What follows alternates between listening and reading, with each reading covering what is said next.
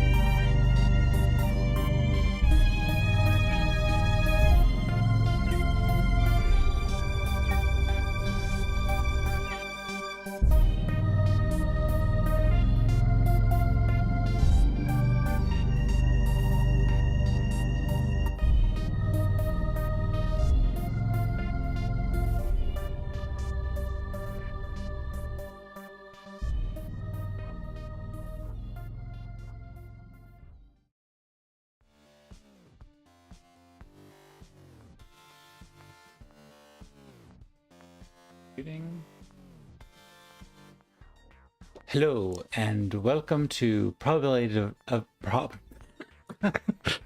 And cut. and we're rewinding and pretending that never happened. But it did. All right, everybody. Thanks for tuning in. Join us next week as Rick finishes 3 more words in a sentence. I didn't even get a half of like that wasn't even a phrase. Welcome to episode 5 Six. of the. Oh man, 5 point. this is fully a rewind episode right now. 1000%. I only know that because you sent me the link earlier and it said 6 on it. It is. It's totally episode 6.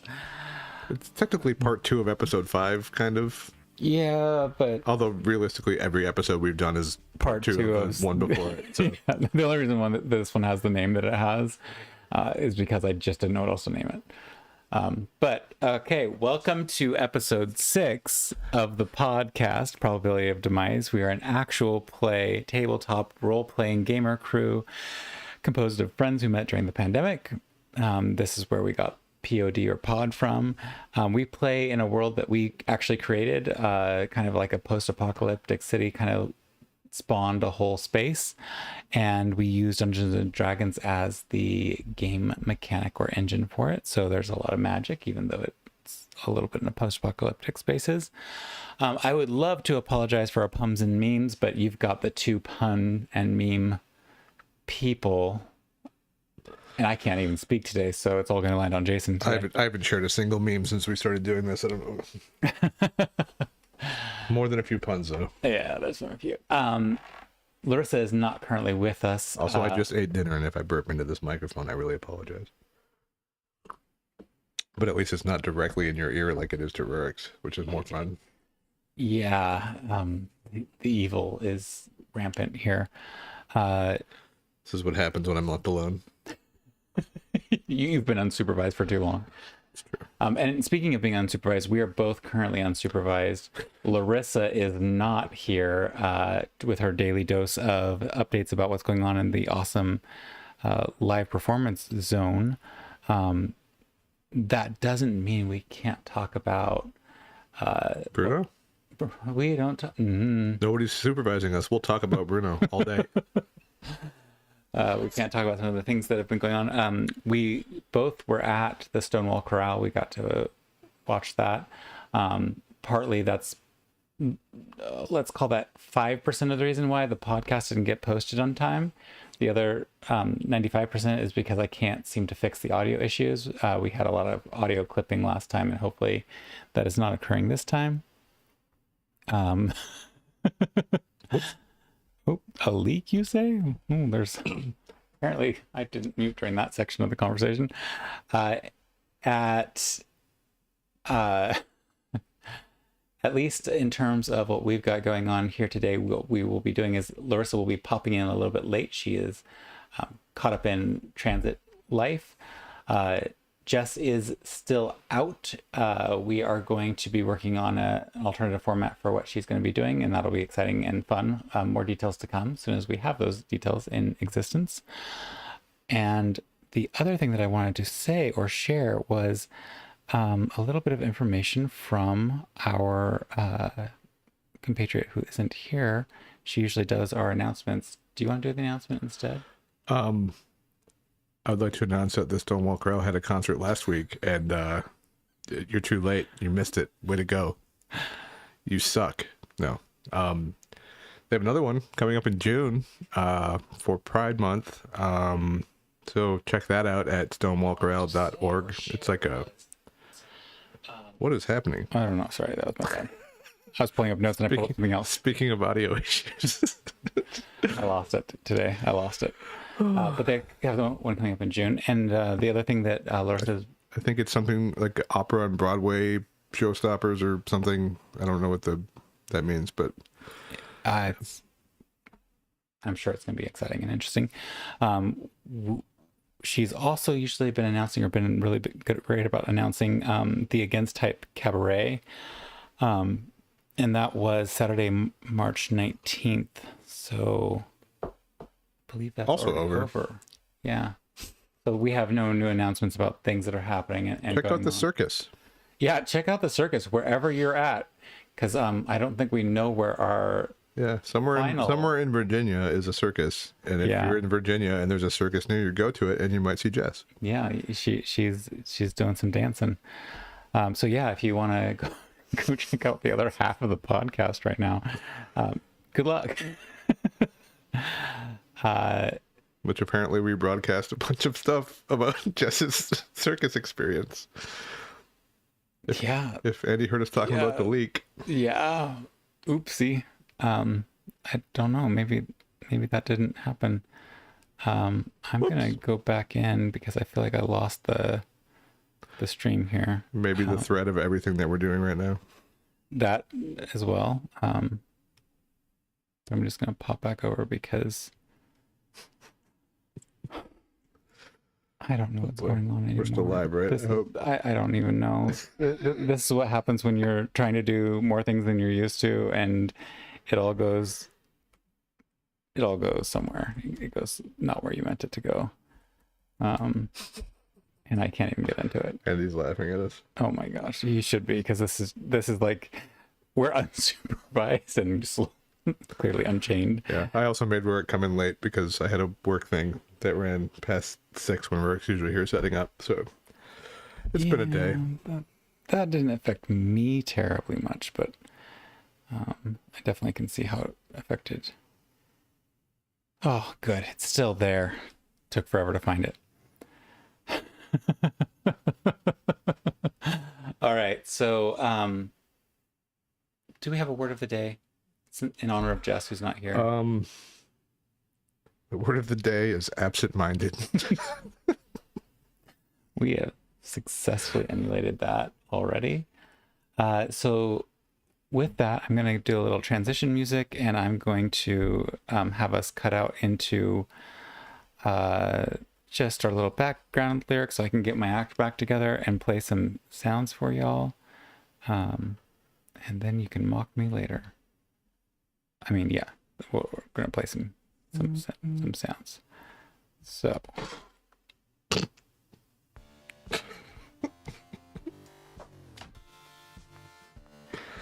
I just need a mental vacation. What did we do? I don't know. I know.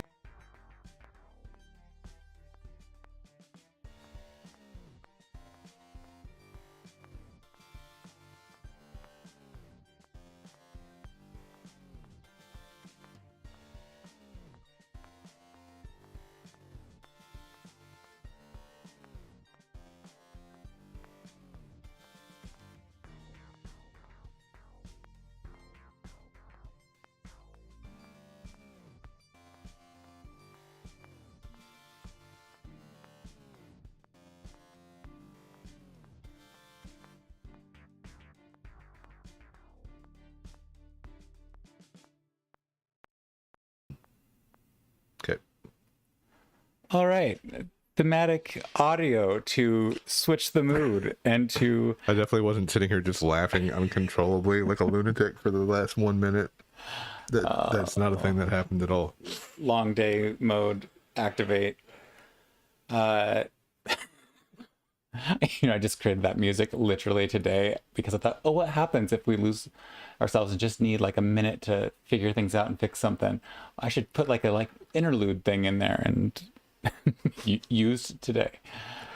Well, I finally remembered to promote this on my TikTok. So if you're here from TikTok because of that, sorry. Yeah, and I promoted it with a bunch of folks as well. And so right now I'm very happy that our most loyal fan is the only fan, because I have a feeling that once they start logging in, if they do, I'm going to have some life's regrets. All right. All right. Let's play a game. Well, let's play our game. Let's get into D&D here. So last time we were playing together, I'm going to give a longer recap this time to kind of catch us up on everything that has occurred so far. So feel free to chime in if I'm glossing over something.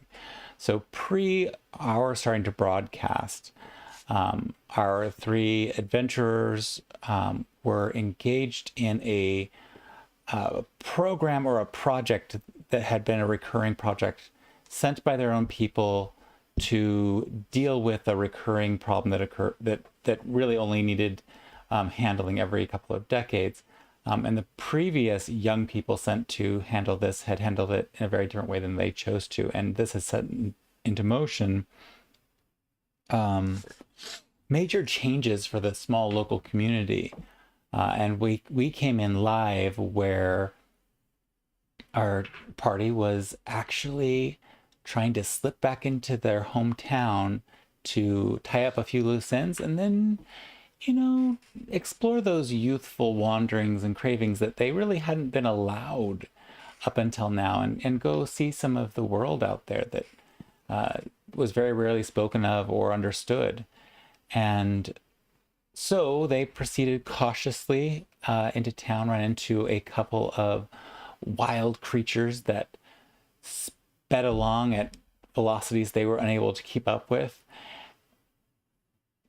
negotiated successfully with a shady market woman who had some interesting items available, but they focused on what they needed, which was a diamond to rescue an ailing friend.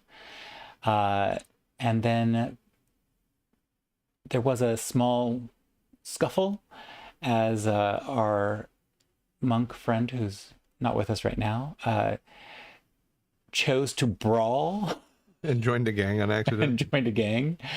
And then they went to Asher's mom's place, well, where she works as a tavern wench. And lives. And they had a nice little family meal before the family needed to share some very important items with their son, and took both Asher and Trixie down a dark series of passages, much deeper than known or previously traveled, and introduced Asher to their dragon patron.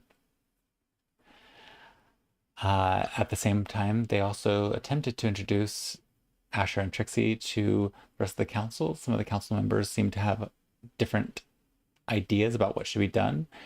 Meanwhile, barely processing that there was actually a shadow council truly governing, or possibly attempting to govern, the town of Overton,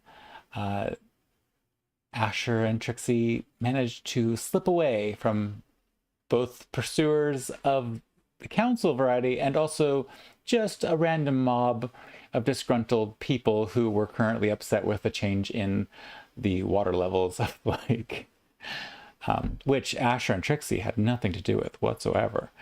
At that point, We're innocent. innocent until proven guilty beyond a reasonable suspicion of a doubt, and under a lie detection spell.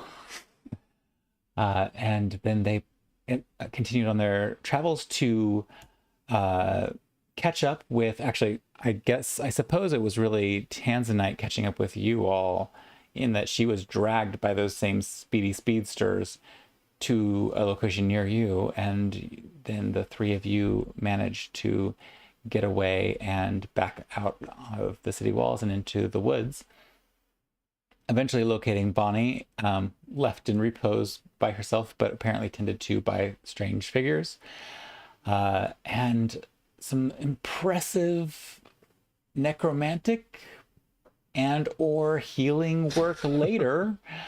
Bonnie was revived, and Tanzanite had realized new things about herself. Asher assisted with a musical interlude, and I don't remember exactly what Trixie was doing, but I definitely remember that she was doing something. Helping. She was helping. Helpy Helperton. She was a helperson. And then it's a quick bit of rest, I believe, and then you woke up to, throughout the night as they stood watching, there were indications that something or someone was watching. We were not alone. They were not alone. And in the morning, they met with Tanzanite's father, who showed up at their camp, as well as an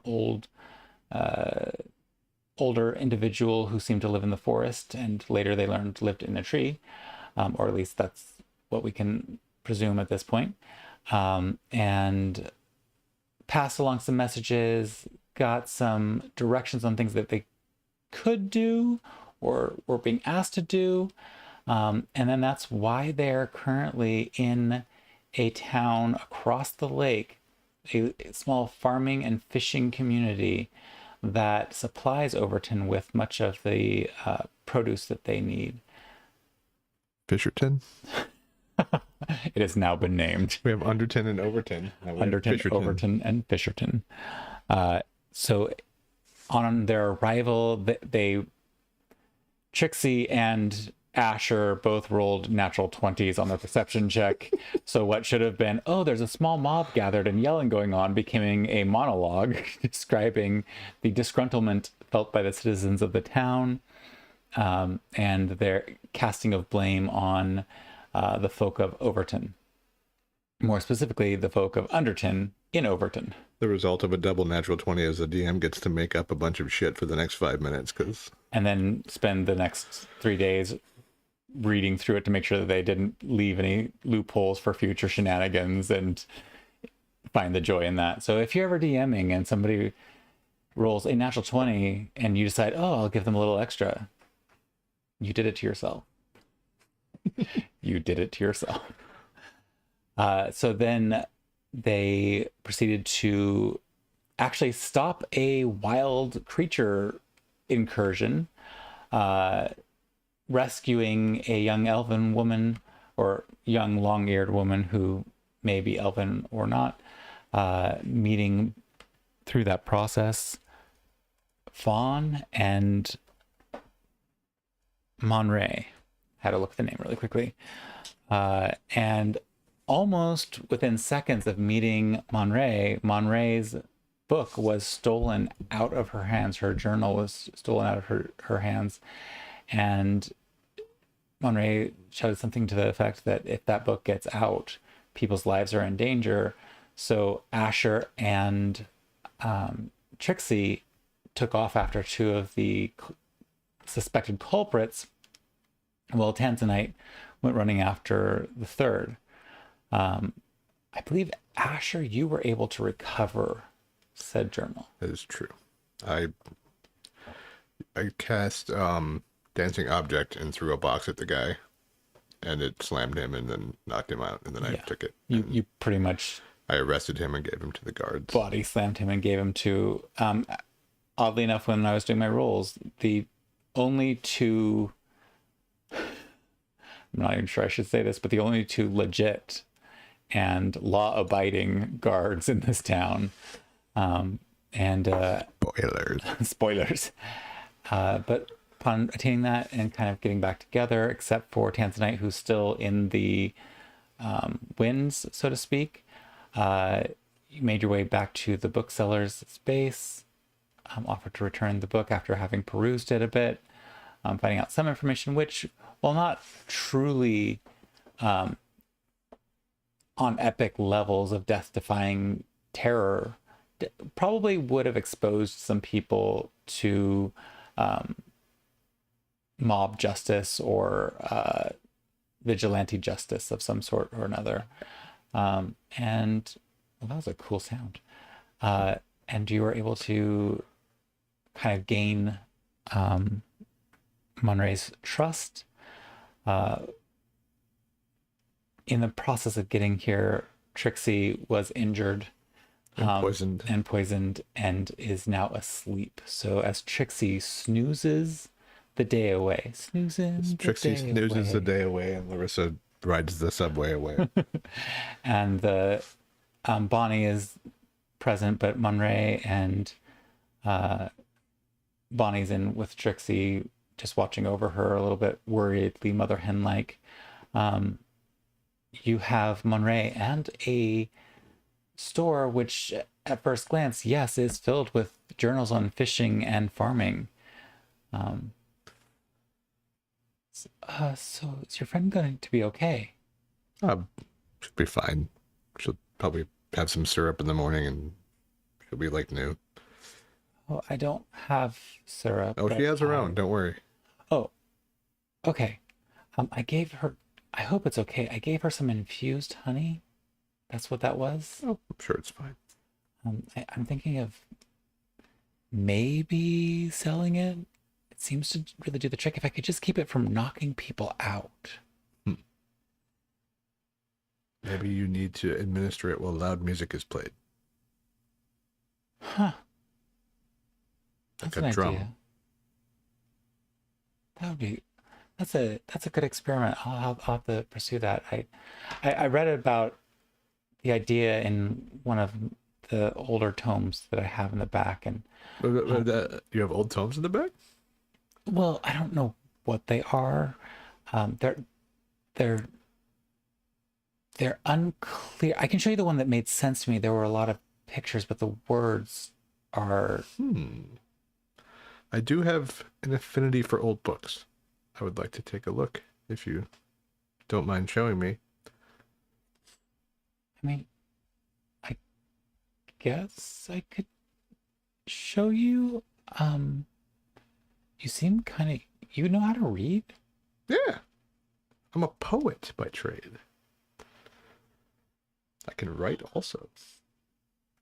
Would you, I'm not sure what a poet is, but would you like to write something for my store? Sure. Oh, this is so what I need you to do is I need you to roll a persuasion check to see. That is a 25. Yeah, the DC was much lower than that. You had already buttered her up pretty well with what you were saying and how the way that conversation went. So she was feeling really positive already. The DC, I should have said it out loud. The DC was less than 10. It was 8. Okay, so would here, and then she kind of ducks under the counter. It's clear that the counter is not built to be lifted or levered up, but at some point it could have been. And right now it's just a big slab. And she kind of ducks under this little piece of her counter and waves you back. It's back here. I will also duck under the counter. So as you duck under the counter, it's a little awkward because it's definitely created for a very small woman. She just designed this whole bookshop just for herself, and she didn't spare much thought for other people. So it's a little bit of a funny moment of like, yeah, this is clearly made for one person. But when you duck under, you make out what looks like a half door.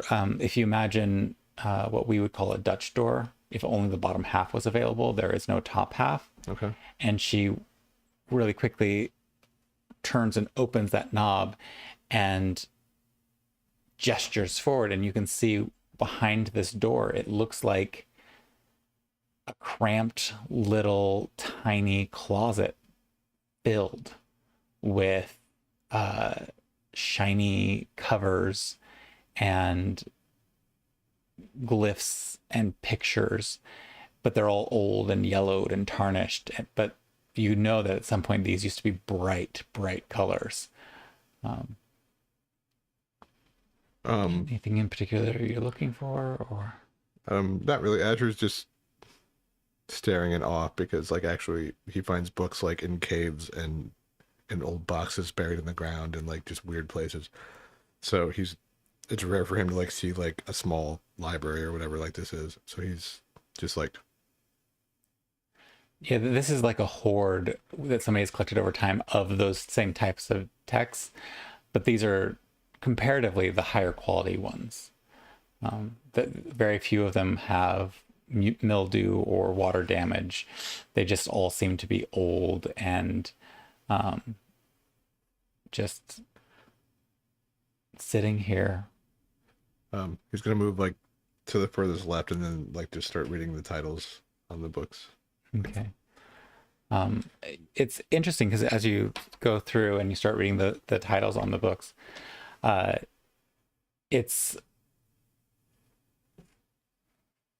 don't know how Asher would interpret it, but I know how I would interpret it. There's several books, and the sides say things like, well, the big thing is you recognize this is not common, but it's where common was descended from. So that's, I think, one of the biggest pieces that you find.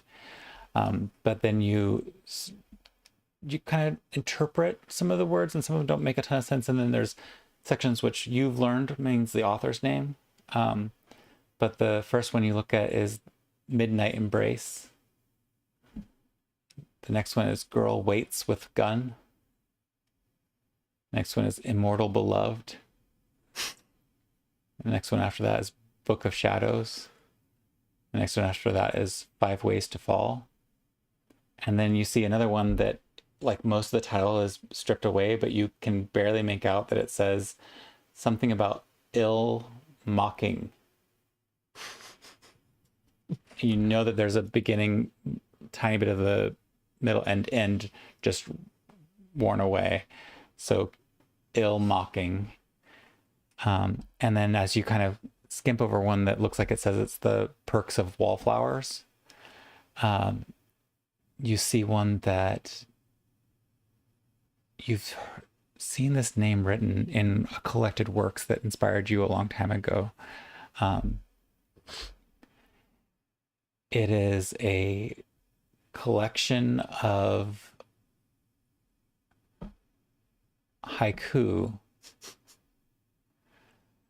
And you only know this because you had seen reference somewhere, Yosa Bosun.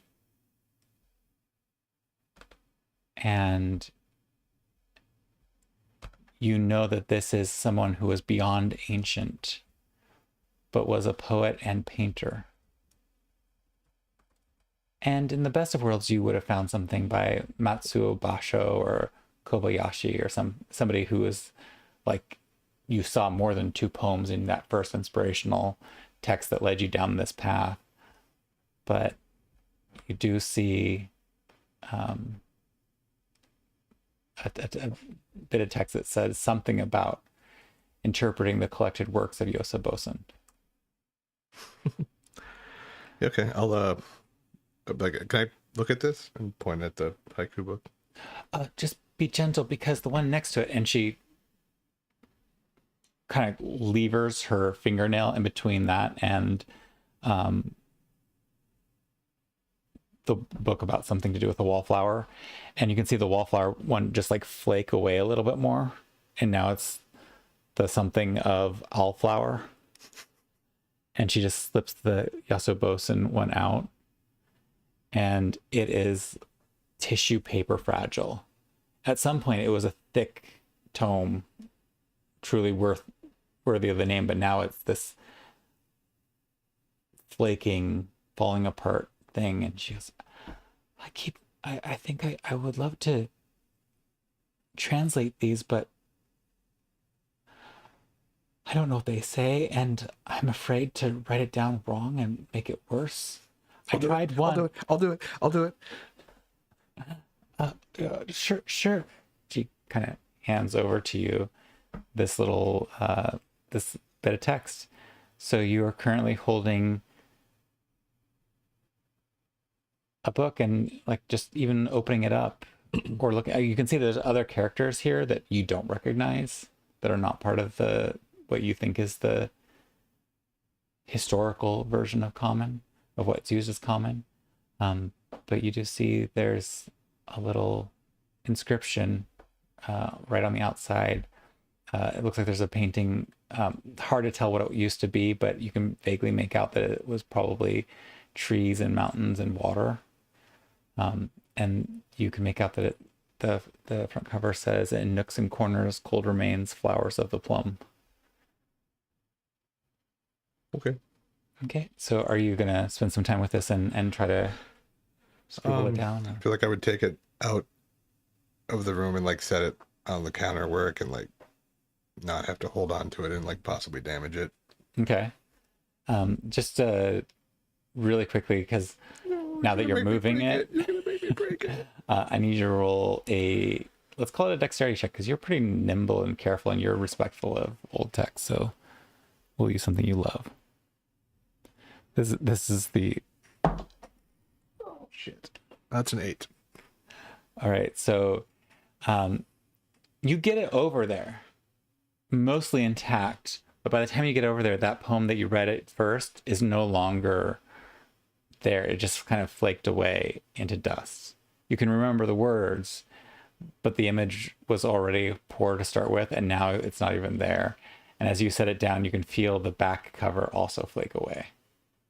So now you're left with the centerpieces of this text. First thing I'm gonna do is take out my journal and write down the poem that I All right. before I forget it, and maybe draw the painting Okay. if like what I can remember of it. Do a really quick performance check for that.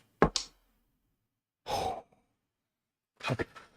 For those of you who are not watching, but are going to be listening to this in the future, that is called a natural one. I was about to draw it, and then I just drew a smiley face because I couldn't remember shit. How's that? I'll say that you get the poem down, and then you go to draw the picture, and you're not a painter. You've not been trained in this type of work. And before you know it, you're doodling, trying to think about what the painting actually was, and you've drawn, a couple of dick pics, a couple of, I don't know, whatever the hell you draw when you're bored, ivy leaves, whatever. That's my thing. I always draw ivy leaves. But yeah, and then you look it down at what you're doing, you're like, oh, what the hell was I doing? But meanwhile, she's looking over your shoulder and goes, oh. And then she blushes a little and goes, oh, well, your handwriting is lovely, but your art could use some work. Yeah. I did a very good drawing the other day, but anyway. Yeah. So I'm gonna look at the first poem, and it's gonna say, early summer rain, houses facing the river, 2 of them. I'll write that down. Definitely did not Google famous haikus by Yosef Buzan. I definitely did not Google an entire biography of famous haiku artists when you told me what you were going to do with your character and collect an entire binder full of them. Not at all. So yeah, you can spend the next couple of hours and just even as you're working, getting this down, she begins pulling other things very carefully, and she does it this time, and you can see that she's almost white glove treatment, bringing these texts over, and she's putting them next to you, and then she just kind of looks at you hopefully and goes and collects another one. Asher's just a big nerd. He's in his element, so he's all about this. I can't guarantee he's translating all of it correctly, because it's it would be like if I sat down and tried to copy Chaucer into modern. Oh yeah, it probably wouldn't be exact. I'm down for this. This is awesome. I just have this picture of Asher. A short novel about ill birds. This is what happens to Kill a Mockingbird. I can just imagine you get to. There's a lot of racism in this sick bird colony. It's weird. You can't. And that a lot of the books you're handed are things that, as you're going through it, you're trying to understand what the point of this is.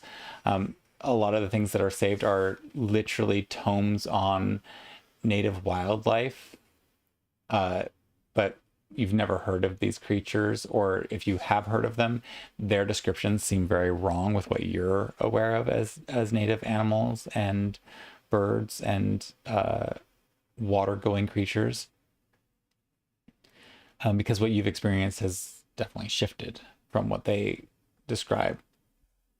But it will give you advantage that you can use twice in the future, so just save it somewhere this time that you're working with all this, on ancient fauna checks. Okay. So that's a thing to save for later if you're in my own notes, as I'm after reading one of these old animal books, I'm gonna write the T-Rex likes you, but he can't give you a hug. His arms are too short. Nice. I wish I could take credit for that, but I found it online a while ago. No. Most of these I do myself, but that one I laughed at and wrote down. Yeah, sure. So you only find this one book that happens to fit your particular niche, but the other texts, as you're kind of looking through them, and I would suggest go ahead and just roll a performance check. Awesome. 26. Perfect. Beautiful. So with a 26, you definitely get the sense of, yes, you're trimming a lot of what's said in these, and some of them, especially the more bland books, there's one that seems to be really obsessed with the idea of tax, and you don't understand quite what it's saying, so your translations are suspect. And as she's looking at it, she goes halfway through your transcribing of it, she just, well, let's skip this one. Because whatever is coming out seems to be garbledygook. And if you were an Asian person and you filed taxes recently, it's still garbledygook. Or an Asian person about to file their taxes. Oh, gee. So much is wrong with systems. But yeah, you kind of like dig through, and then right around as like the light is completely gone, the passage of time, Asher in this zone, probably, I'm not even sure you would not necessarily notice unless you want to roll a perception check to see how attentive you are to the passage of time. Yeah, let's go with you don't. You stop finally, your hand cramping up a bit, and it's dark, pitch black outside. But you can hear people outside just constantly yelling, not like a screams for help or anything like this, but just shouted commands and banging on things. You look over, and Munray is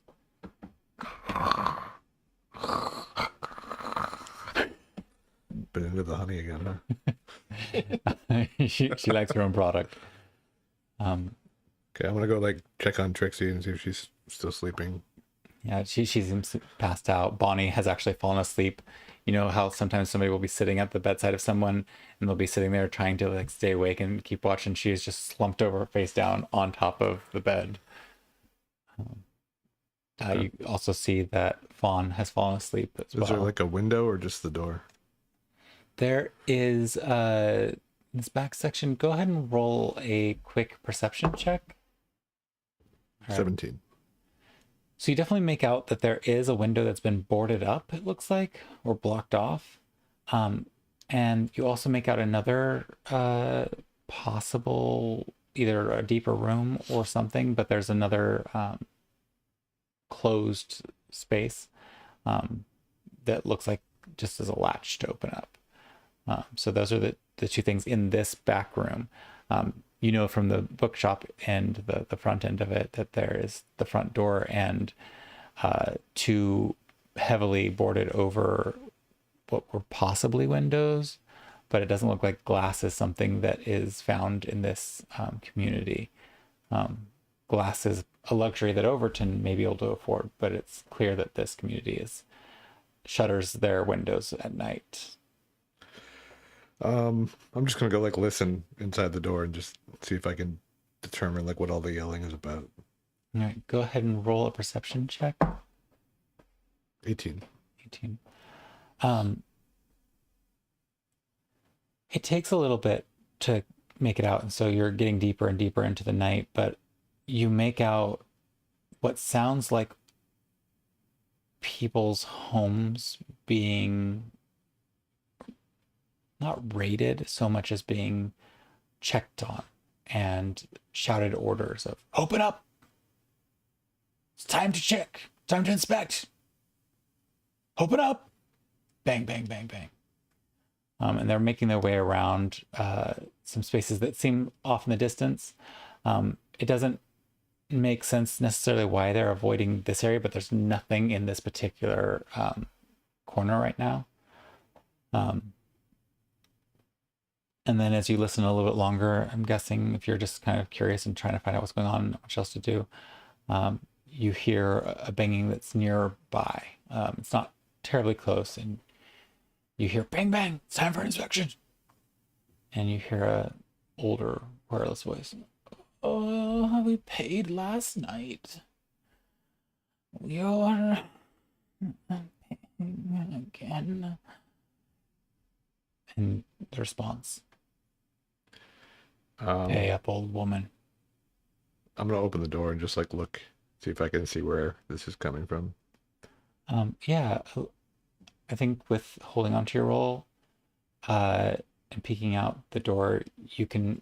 It's dark out.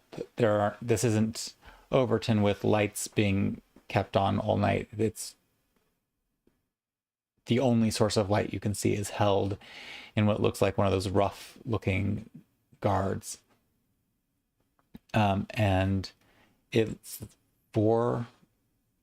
three or four buildings down. There's an older woman. She looks like she just was awoken fairly rudely, and she's digging through a purse trying to find whatever this individual is demanding of her. I'm gonna walk over. Are you trying to be sneaky about your walking over? No. Okay. It's gonna be like, what's going on over here, folks? It's like all turning on the charm. Like, the guards person, who looks as disreputable as any of them that you've seen, maybe a little bit worse than some of the ones you saw near the end of the night. Very much the opposite of the two who took in the thief that you caught. Turns and looks at you. You'll be paying next. oh, I don't have any money. It's fine. Nothing to take. Oh, I have drinking to do tonight. Everybody pays one way or another. I don't live here, so you can't tax me or whatever it is that you're doing. Doesn't matter if you live here or not. Everybody pays. His attention just kind of fully on you at this point. Do you know who I am? Doesn't matter. Yeah, I could. What's your name? I want to tell the mayor about you. What mayor? The mayor of Overton. That old fool. Yeah, that old fool. Sorry, I was just making sure you were cool. Some of these guys, you know, they... Roll a deception check. Hang on. Might still be okay. 10. He's given you narrow-eyed stares, but he seems to be, in as much as you can tell right now, buying it. He hired us to mess this town up. And now we haven't heard anything in a week. And did you look out there? The barges can't float. How are we supposed to get what we need if they can't even get the barges out of the docks? I'm going to say, you mess up this town, now he doesn't even pay? You should just leave here, charm person. Okay. Saving throw. I think it's going to have to be second level, because I'm running out of spells. It's awesome. It's 15. Wisdom 15. Wisdom 15. I'm going to roll it on your table so you can see what I get. Oh, it's a 14. It's a 14 with a -2. So yeah, he like, you can see his eyes glaze over for a second, and then he, yeah, you leave town before they find out what we've really been doing. Yeah. And remember, it's the mayor that owes you money, so you should definitely give this old lady some money. Oh, yeah. And he hands over the purse that's in his hand, which isn't what she's been like thumbing through. This is definitely something else. Yeah, do better. Yeah, you better go down to the taters too and tell that mayor that he owes you this much money plus what else he owes you. You can see his face shudder a little bit. And some free French fries too. Free French fries. Free French fries. Yeah. He starts walking down the street. I wonder how long that spell will hold before you... I don't think he'll walk all the way to Overton, but who knows? See how well his willpower holds up. I think you should just roll every session to see if he's still walking. Is he still walking to taters too? Well, I'm pre-rolling for the next time. Oh, he's still fucking walking.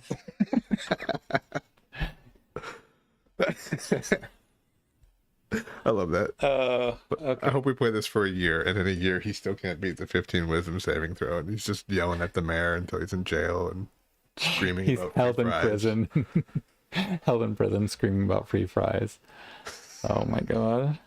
He's going to be the only one of the people who don't get pulled up in some sort of ethics trial because he was not there. He was busy haranguing the mayor.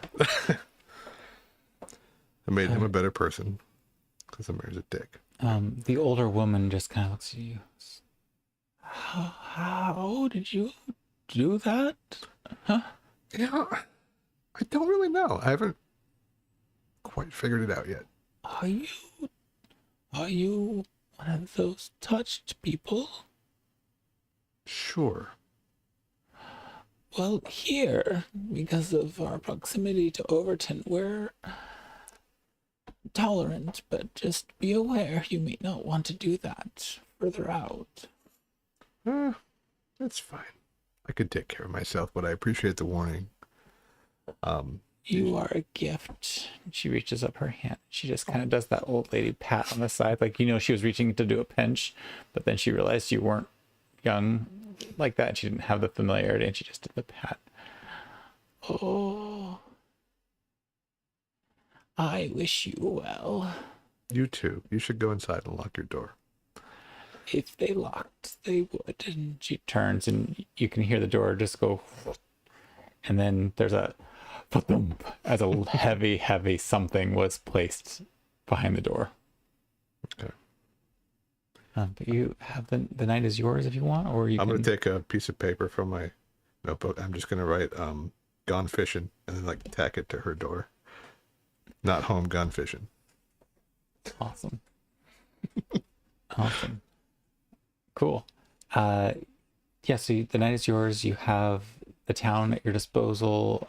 Is there anything you want to do, or do you want to just go in and get a good night's rest? I am... Is there still more of this banging around, or is it just that one guard? Go ahead and roll another perception check so I can... 9. Okay. It's 9. I will not roll your check. No. Yeah.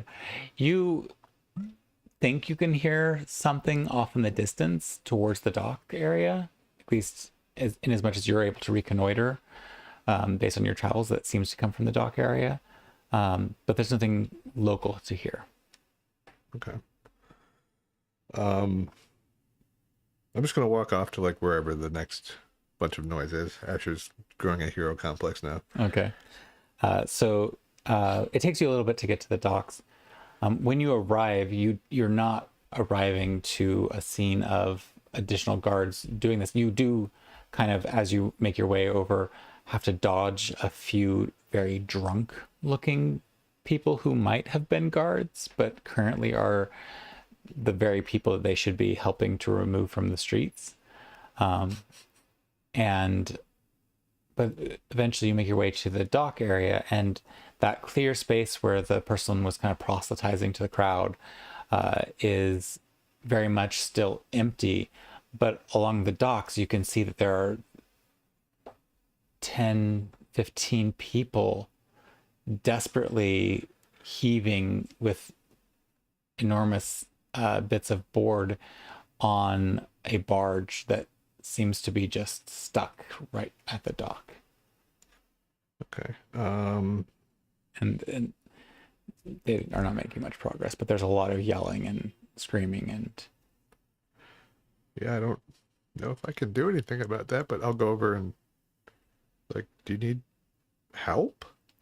There's another person here, come over here, and you see the people in this group are there's a mix of people who probably clearly work the docks, but it's late at night, and a few actual guards people who look like they're so drunk that they're just doing whatever they're told to do, and then a mix of people who are just do-gooders who is trying to help their town out.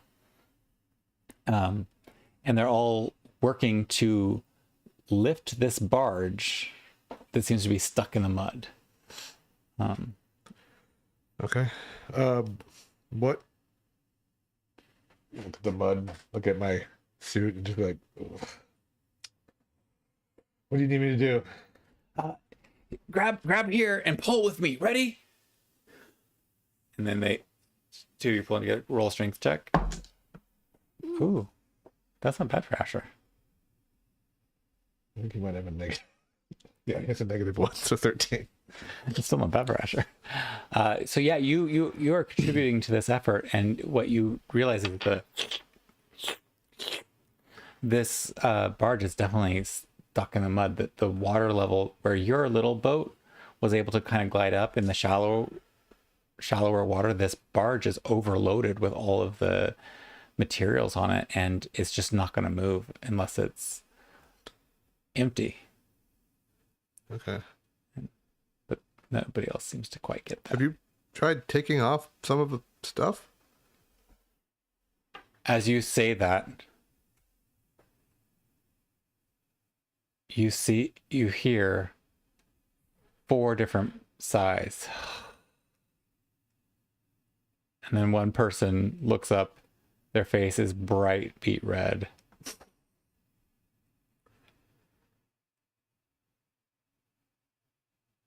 We loaded it this morning. And we gotta get it to Overton if we're gonna make our quota. But that would take us all night. And then 2 people next to them kind of punch his arms. And it's already taken us all night to try to do nothing. We really need to dredge the lake. This is bad. Okay, I'm gonna ask you a DM question because I don't know my spells well enough. Would Mage Hand or Unseen Servant be able to like dig this boat out? Given enough time, they could work together and do something over time. The Mage Hand can't lift more than 10 pounds, and neither can the Unseen Servant, but they could be moving silt, and they don't need to worry about being underwater. Okay. So I would say, yeah, if you want to do that. So spells. So, I'm trying to decide if I need to haiku for my cantrips or not, because that's a lot of work. Okay, so I'm gonna be like, give me a big hand, a hand that obeys my thoughts to do my bidding, and then like my mage hand will come. So you do this grand invocation, and then this hand bloop, in front of you. I would say like most of the people here, eyes go really wide. The only 2 eyes that don't go really wide are the 2 very drunk and now passed out former guards people in their drunken stupor. And then I'm enjoying all of this showiness. I'm like, servant unseen by all, come forth and render us aid, if you aren't busy. This time they're looking around, eyes still big. I'm also looking. Can you see your own Unseen Servant? I think that's up to you to decide. I know other people can't see it. Okay, I'm gonna pretend that I can see like a vague outline of it. Maybe it'll change as I get better at the spell. But I'm like, oh, it worked. Like these are like ideas I've been like writing in my journal, and then like made them actually happen. So I'm trying to contain my excitement, like I was cool all along and knew this would work. I'd be like, guys, could you just maybe dig this boat out? Maybe dredge some of that goop out of the water and, help these fellas out? You see like their eyebrows on all of these faces just get very concerned and confused. And one of them even starts to look at you like, maybe this guy needs to be checked out. And as that's doing, your mage hand especially gets in there really fast. And the silt starts to get stirred up. And as the silt on the lake bottom starts to get stirred up, they get very excited. And then they renew their efforts trying to pull on the boat. I would say that if you're willing to be helping them, that within an hour or so, the boat becomes free enough to actually slide it to a little bit deeper water. As a great poetic hero of the ages, naturally, I'm going to have to help them out and build my reputation further. right, so what I need you to do, because I feel like this has been like a night of reputation building, and I want to see how far the rumors of Asher, the heroic poet, go.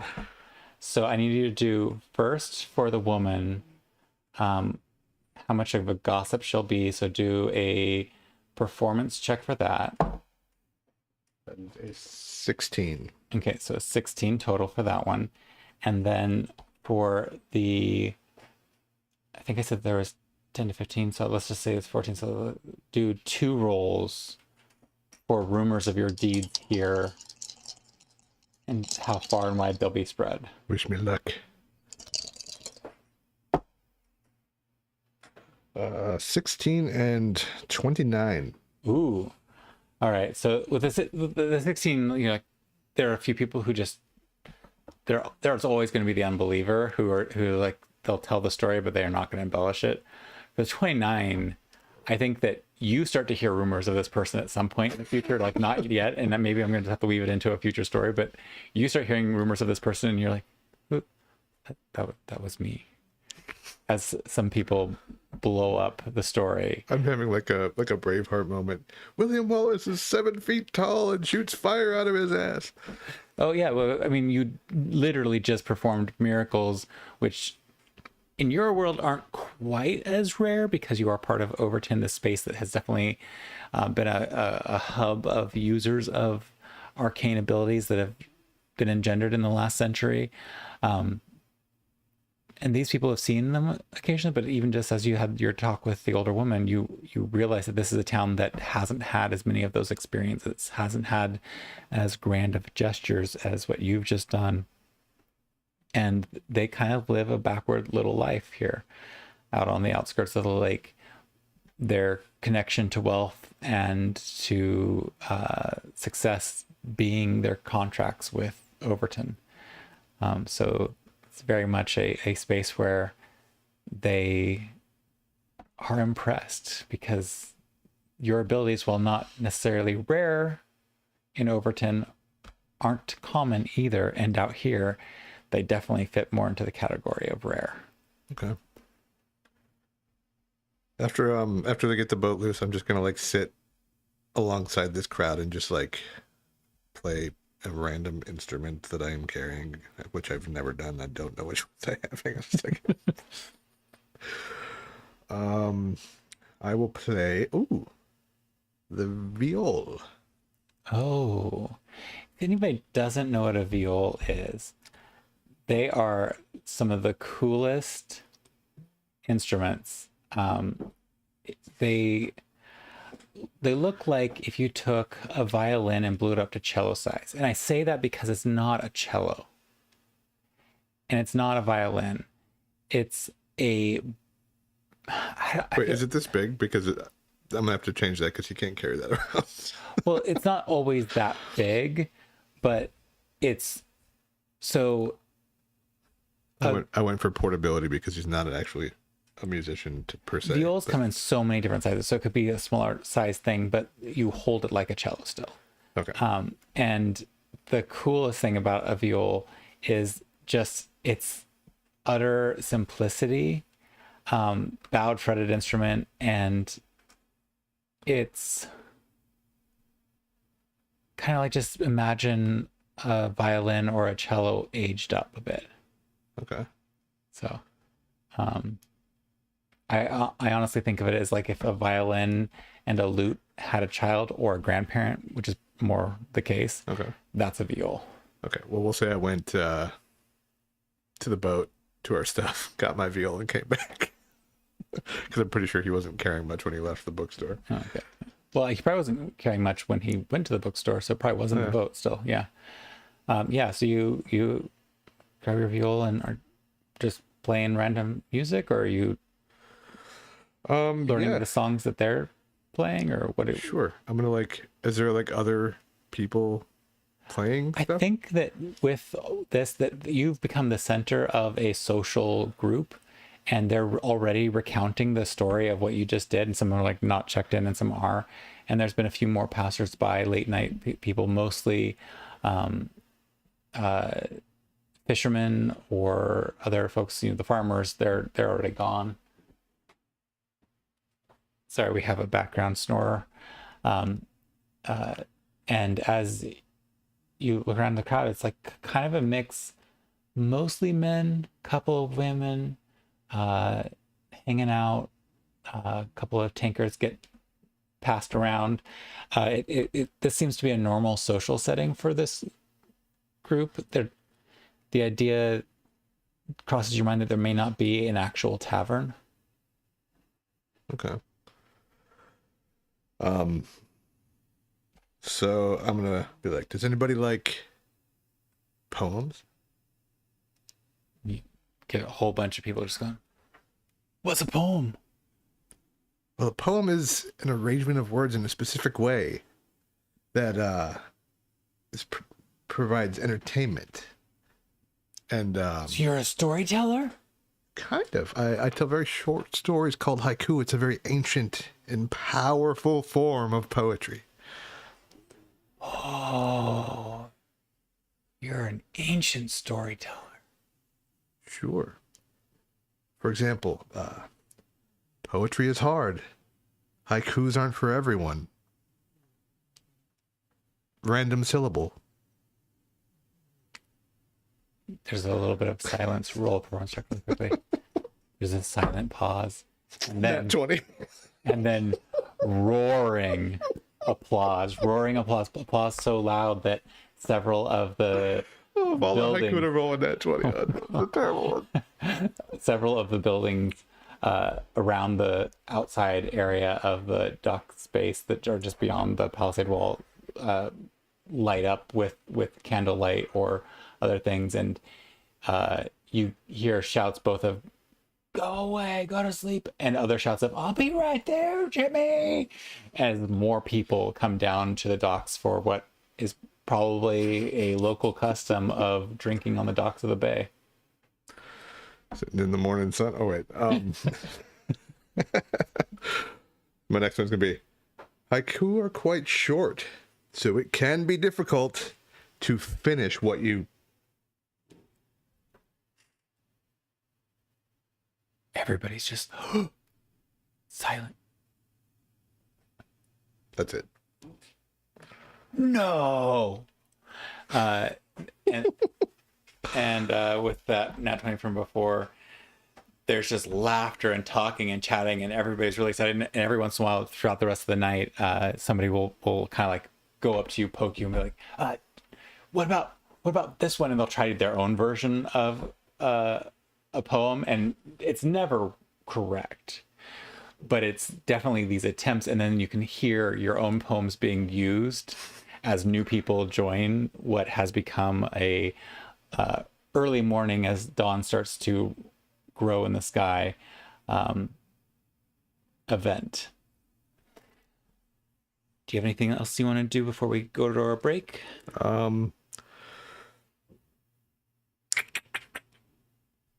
Let's see. Oh, I think that's it. I think Asher's probably going to eventually... I'm trying to think of like how he would go out on a grand old note, but yeah. So his last poem will be, let's see. Late night regaling of the local. To end this evening, I need one more magic line. Abracadabra. And then I'm just going to bow and just like... There's a ton of cheering. People are very drunk, so there's a lot of whistling and hooting. Asher may also be very drunk by this point. Who knows? You've been offered, so I'm sure there's a little bit of. And What was that about? No supervision? Yeah, there's definitely some moonshine and other things involved that are probably not so great. And one of them was a little fishy tasting, but you just drank it. It's a little That's fish what you booze do. in a fishing town, whatever.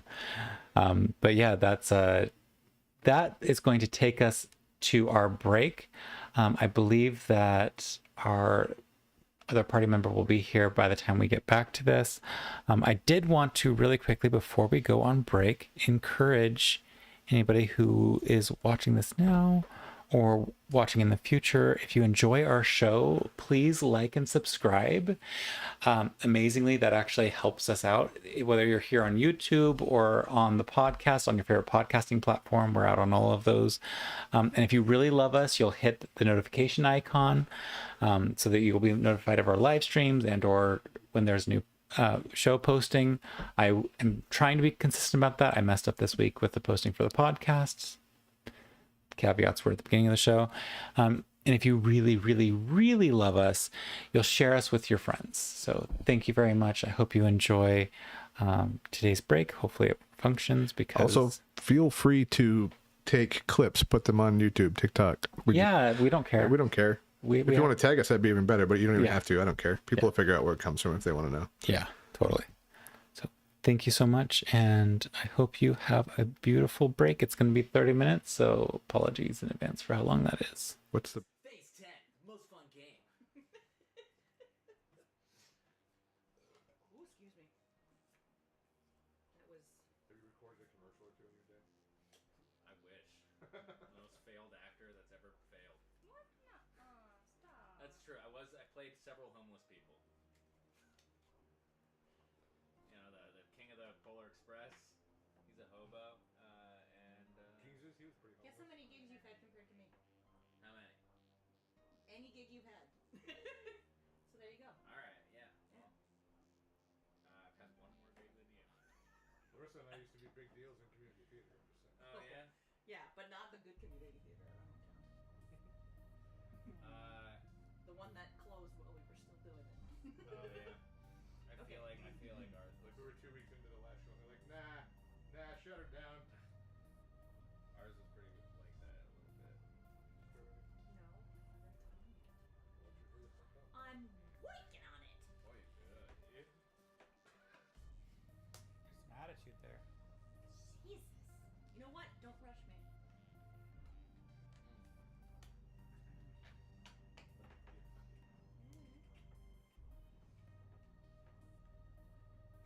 Whose turn is it right now? Yours. Do I have to go? Yes. Yes. Perhaps.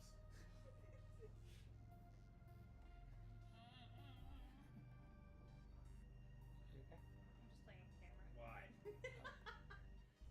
Oh, big yawn! Oh, ouch, that was my toe bones. Yeah, that's what she keeps stepping on me. As if she like owns this place or something. Owns my toes. She's peed on What am I doing? I'm You're trying to stealing get three. set. It's where yeah. So I need 4 of the same and then a 4 run. Yep. Bless you. Quit sneeze. Got another one? Just another one? Top of the head. Okay. The one of your shoulder? Huh? Just the one of your shoulder. Who? Hawaii? Hawaii, yeah. Okay. Your turn. Yep. See, that's the same noise I made. No.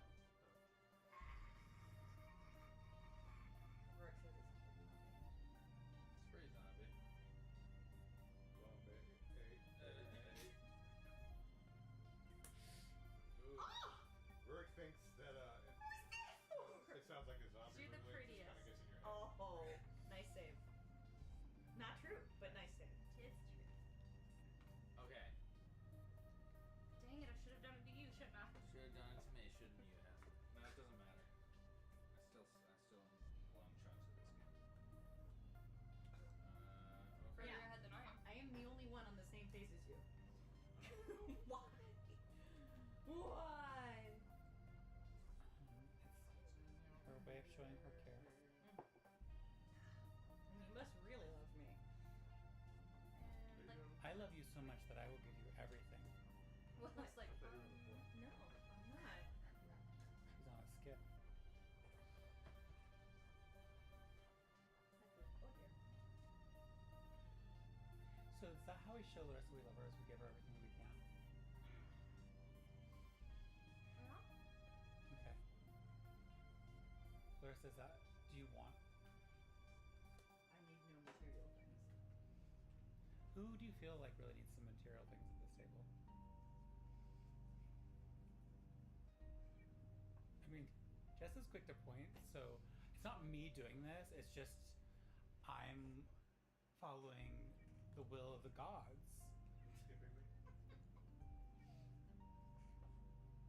Oh, skip it. Skip it. I mean, it's her fault. I didn't do it. I used to have one of those. Yep, so Jess. Mine actually counted backwards. How did you know that? Oh, nice. Yeah, I think like you could do that. You could do it I've backwards. actually been following you since you Yeah. were 3. It's true. It's And because actually, I was left-footed, so it went the wrong way. I So see. it turned counted it backwards. You're tiny friend. okay, what is that, a 7? Alright, well, I'm gonna go ahead and take that. We'll do the thing, right? Do 7, 8, 9, 10, 11, 12. Wow. 7, 8, 9, 10, 11, 12. You need one more number. What do you mean? This is 7. 7, 8, 9, 10, 11, 12. You need one more number. 6. Try to- Let me just sneeze this out. And I'll put 11 over here and I'm done. No! Right, Boomer? High five. I mean, Jess, do you feel like gifts are needed in other directions now? I'm gonna keep my mouth shut. I think this is karma. Jess, I just follow your directions. You tell me what to do and I'll do it. Well, I feel like these two have already got it. I feel like he needs Have you one. ever seen Shang-Chi and the Legend of the Seven Dumplings? I already offered you one earlier. I'm pretty good. Assume that's me? No. Oh. That's for him. Your turn. So now I can't Not give, your turn. I can't give gifts anymore. Dang. Wasn't my fault. I just That was a followed what I was good told to face. do. This is the beginning of the podcast. I do as I'm told. Thank you 'cause for I'm your good. patience and for listening to these silly folktales. Not the bite. If you have a folktale you would love to have It was read perfect 10. for Phase 10. I guess. feel free to reach out, So, post a comment, DC so and share some of your going to favorites. cause some concerns, and I understand you might have concerns, but I had it before I got the extra thing, so just not that. I'm just wondering what the voice. What's with the voice? Everyone wants to pretend to be Owen Wilson when they're playing Phase 10. Um, Dang it. Do you have a 5? I don't, Okay.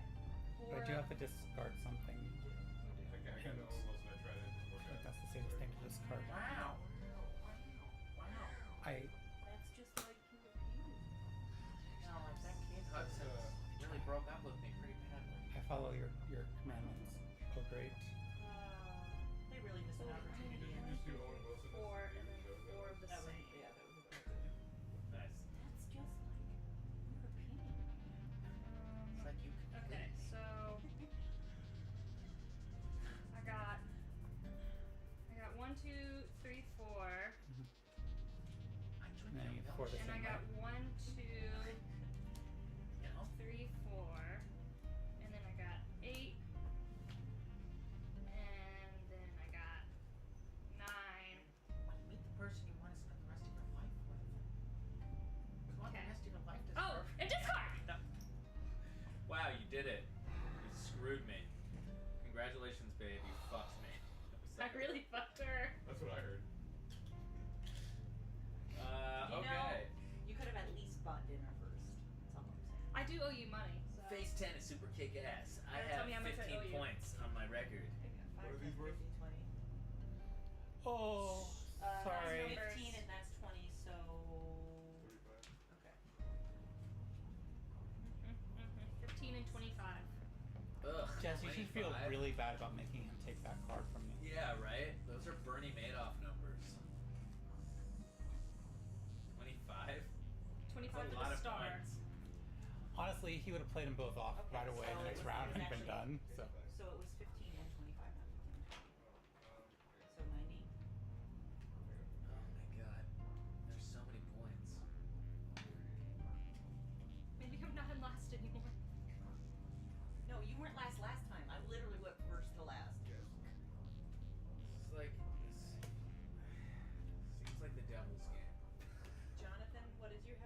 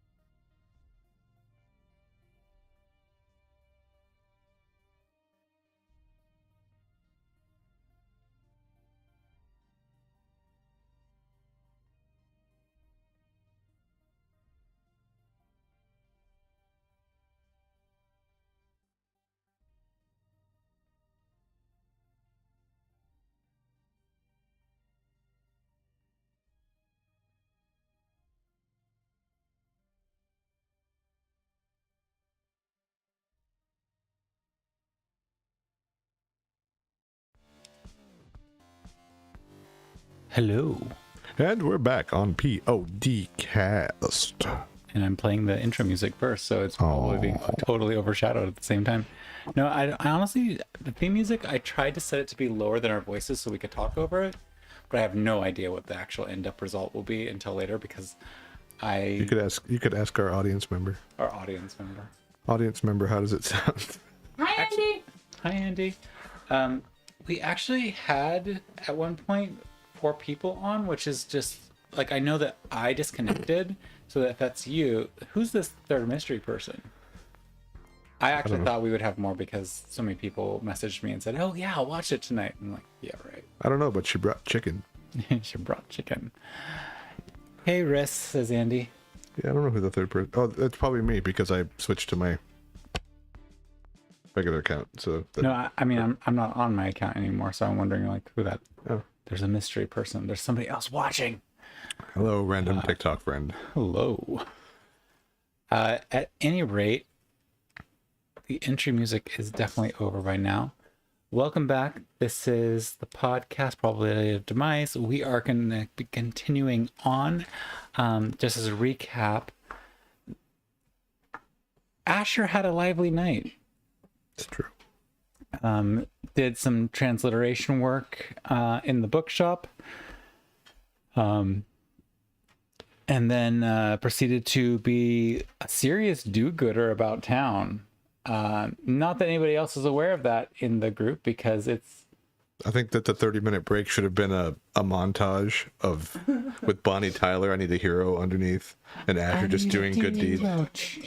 You know, if we were like actually an uber popular podcast, there'd be somebody doing like an animation version of that. It's just like Asher the hero. Ding, ding, ding, ding, ding, ding. Yeah, I need y'all out there making t-shirts of my haikus and doing all kinds of fandom shit. Let's get on that. Yeah, let's get on that, Andy. Yeah, Andy. 400 t-shirts, it's on you. If this podcast ever gets famous, Andy's going to be famous just because we talk to him directly in every episode.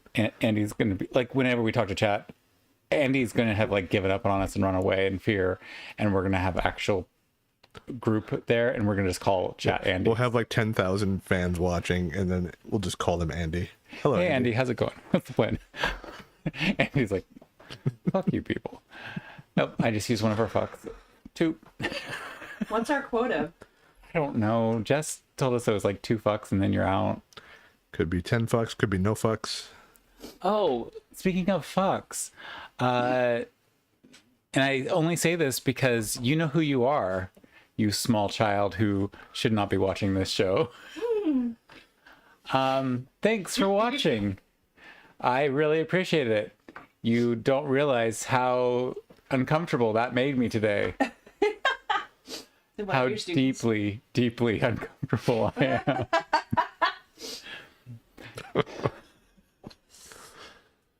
If you want this to be a successful podcast, you're going to have to get used to people. Oh, no, I want to get used to it. I just was hoping to get used to it after other things changed my life. Hello, child. Hi, kiddo. Welcome to the podcast. Be Yeah. nice. Be No, nice to Dr. Burke. It's all good because honestly, the dude came to me and asked me to, like, how do I get into D&D? You know the dude? The dude. No, never mind. That's like That's a just different dude. your opinion, man. So they asked me how to get into D&D, and they're like, I can't afford it because I'm just a kid. Like, yeah, I get it. You're a kid. You can't afford things. And these books are expensive. They're like $50 a pop. kid. But the basic rules are free. So you can go ahead and get up started. So if you haven't done D&D and you were curious about it, grab a basic rules book. The dice don't need to be expensive. Those of us who are dice goblins get expensive dice, but If Dr. Rurik just copied some of his books or some of their books on the no, I'm School's trying to teach them photocopier, how to not do copyright issues. The basic rules are free, and it's 180 pages of stuff. So for anybody, that's just 180 pages to get through is plenty. Just so you know, there's totally a copy of the Player's Handbook somewhere online in PDF version. Please stop. I'm trying to teach my kids to do better. But the basic rules, which is basically the Player's Handbook in summary. piratebay.com. I give up. I give up. Kids. Pirate Bay, we would let you sponsor us. Oh, You probably don't have any money, but you know. all right. This is definitely going on the not for kids side of YouTube. At any rate, YouTube videos are free. if you want to get into it, the basic Much rules like that PDF version of the player's handbook. are free. If you want to use digital dice, you can actually Google D20s and roll digital dice for free. Everything about this hobby can be absolutely free. The player account for D&D Beyond is free. Yeah. Has free dice, It's digital dice. just go ahead and dive in. It's storytelling, it's fun, and if you feel like the rules are holding you back, there's no rule that says you have to follow the rules. I think there is actually a rule if you, and the fun part, if you actually ever get the real books, is there are sections in the books where they say the rules are not meant to be unbroken. I don't think they say that word exactly. Rules are a The guideline. rules are guidelines. It's more about the fun of the story. Well, I want to welcome back Larissa. She made it.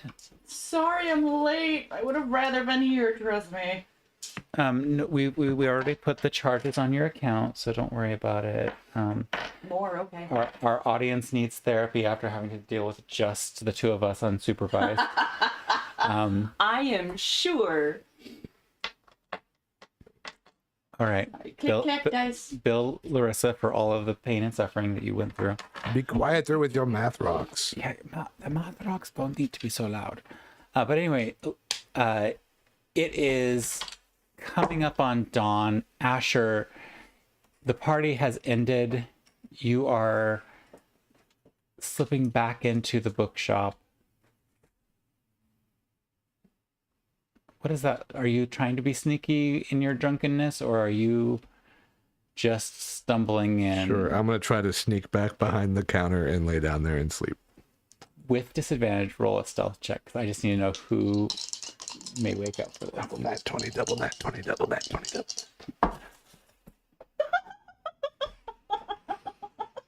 What are you? Oh my goodness. I think I get advantage for that. I don't know why. I'm trying to crunch the same time he rolled his dice. Can you roll a perception check with disadvantage? Actually? Yeah, you're asleep. That's an 8. You're in a drug. Wow. 10. Oh. Boo. All right. It's the ears. It's the big ears. So you hear, and I love how this adds color to the perceptions that you may have of Asher. You hear you're almost waking up. Like you've had a great night's sleep. You've had some infused honey induced exhaustion poison factored in sleep, and you are waking up. And as you're kind of like in that early morning stretch out, don't really want to get up mode, you hear the door kudunk, and then you hear Asher cuss. And then stumble. You just hear in the distance, oh, 11th fuck. Oh, 11th fuck. I don't know if it was actually 11, but We're counting them out. That if you know how like that people do stats for stupid things, there's gonna be somebody whose stats are fucks, and this is gonna be the episode with all the fucks. Get. All right, so yeah, you hear it. Bonnie did not hear you stumble in. That was a really bad roll I did in the break, and the other two who have found nooks to rest in. Manre, I can't say her name now. Manre has been asleep at the same behind the counter area as before. You, when you do wake up and hear these noises, wake up to see Bonnie's head resting on your bed. Still no sign of Tanzanite.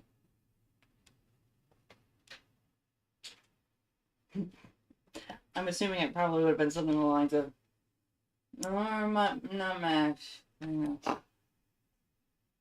Along those lines. Okay. Who's there? Nobody.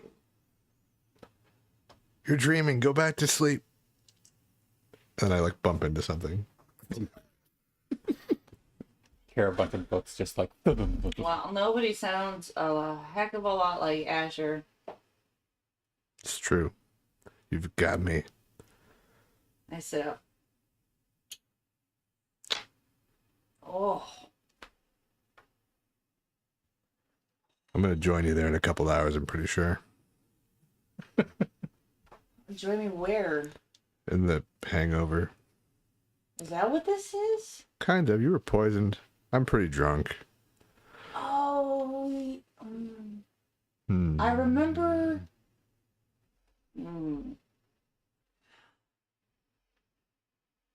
I remember lots of eyes. And then I was flying. I found some guards and they had you, and then we saved you, and then did the boogity boogity on you with the magic poem, and then you felt a little better, and then you were like, "Ugh," and then the poison came out, and you were like, "Ugh," and then got back to the bookstore and you fell asleep. I haven't seen Tanzanite in like 12 hours. I don't know what's going on. Roll an insight check.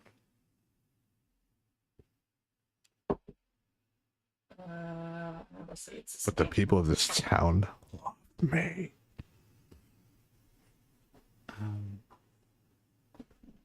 Roll a pure charm check. I don't know what that means. Just roll your charisma straight modifier. charisma, baby. Okay, 9. nice. This is definitely a good drunk moment. Insight. Oh, it is the same. Okay. That would be an 18. Okay. He's being honest, but he's drunk as shit. Like, he clearly Because the people of this town love him and kept putting he booze in did him. all the stuff that he starts talking about, but he's so drunk that you're just having a really hard time processing. There was an old lady, and the guard was like shaking her down for the money, and I was like, no. And then I was like, magic poem, and then he was my best friend, and I made him walk to Overton. Believe that? He's probably still going. Oh, he's definitely still going. That was a 3 -2. I think it's -2. And there was a boat, and that boat was stuck in the mud because the water went down because somebody broke the dam. I don't know who. So I had a long rest, right? Yeah. Okay. And then, In which case, I'm gonna do what's that? knockout punch, is that a monk move? No. Is it? I just have to make sure it's not a once a day thing. Where is it? But then there was my invisible friend and this giant hand like dug a boat out together and just threw mud everywhere and then push it out of the water. Okay, so I'm gonna use. I'm just processing what he's saying and the fact that with your insight check, he's actually being honest. And then I gave a poetry reading for the townsfolk and they cheered and clapped for me. And then they got me very drunk. The end. You know, this sounds like you were the one that was dreaming, right?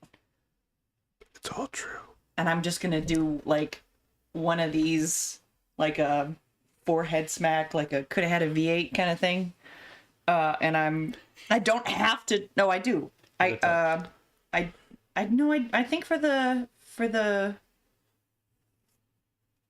not for the physician's touch thing, but for the hand of healing, I do think I have to touch someone Okay. to do the healing. So I'm gonna do that. Does that undrunken me? It cures poison. That seems like a DM call. I don't know if being drunk counts. I always like to do poison cures when someone may or may not want to have it curing their drunkenness as a Constitution saving throw. So the DC for this Constitution saving throw with what she's rolled is a 10. You are no longer drunk. You are suddenly stone cold sober. Okay. You're exhausted. You've been up all night. I'm very tired. Do you feel better? I feel very tired. I felt pretty good before. A long night. Just helping some people, doing a lot of stuff. Becoming mildly famous in this town. I think I need a nap. Well, why don't we trade? Why don't you take my spot and keep an eye on Bonnie? And I will go see if I can find Tanzanite. Deal. Don't get poisoned again.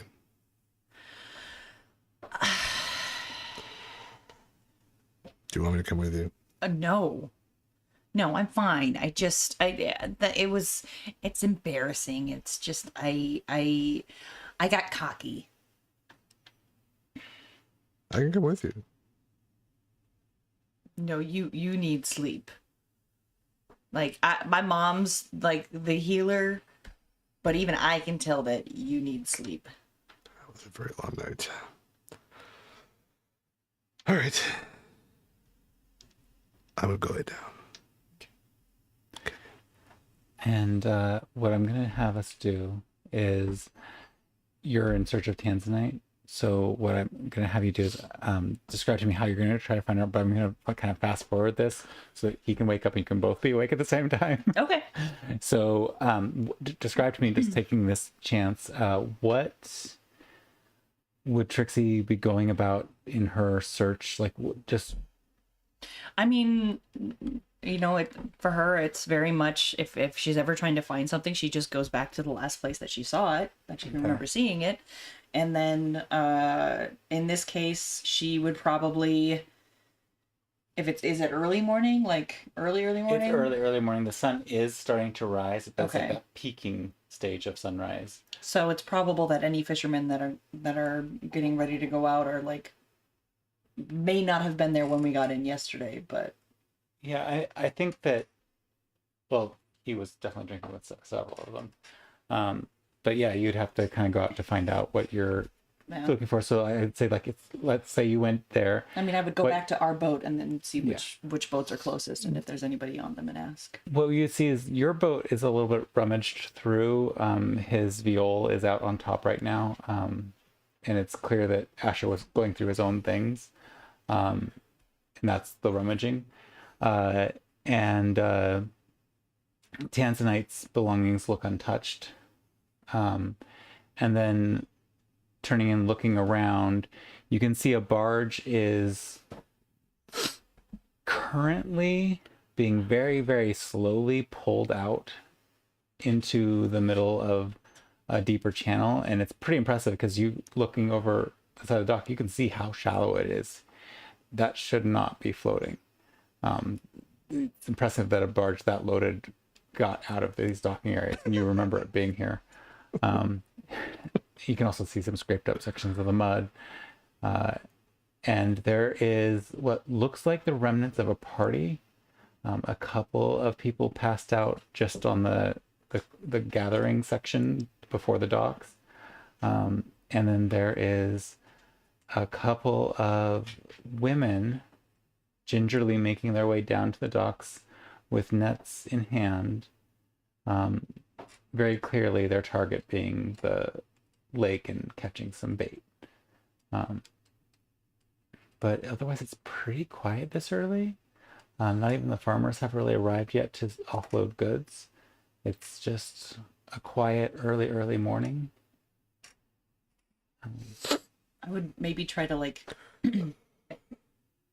just kind of flag them down or at least kind of intercept them. The fishing women? Mm-hmm. Ah, Hi. hi. Hi. So, Oh, you're fuzzy. yeah. Not many fuzzy folk around here. And she holds up her hand and she's got scales. Oh, I thought you were going to pet me. No,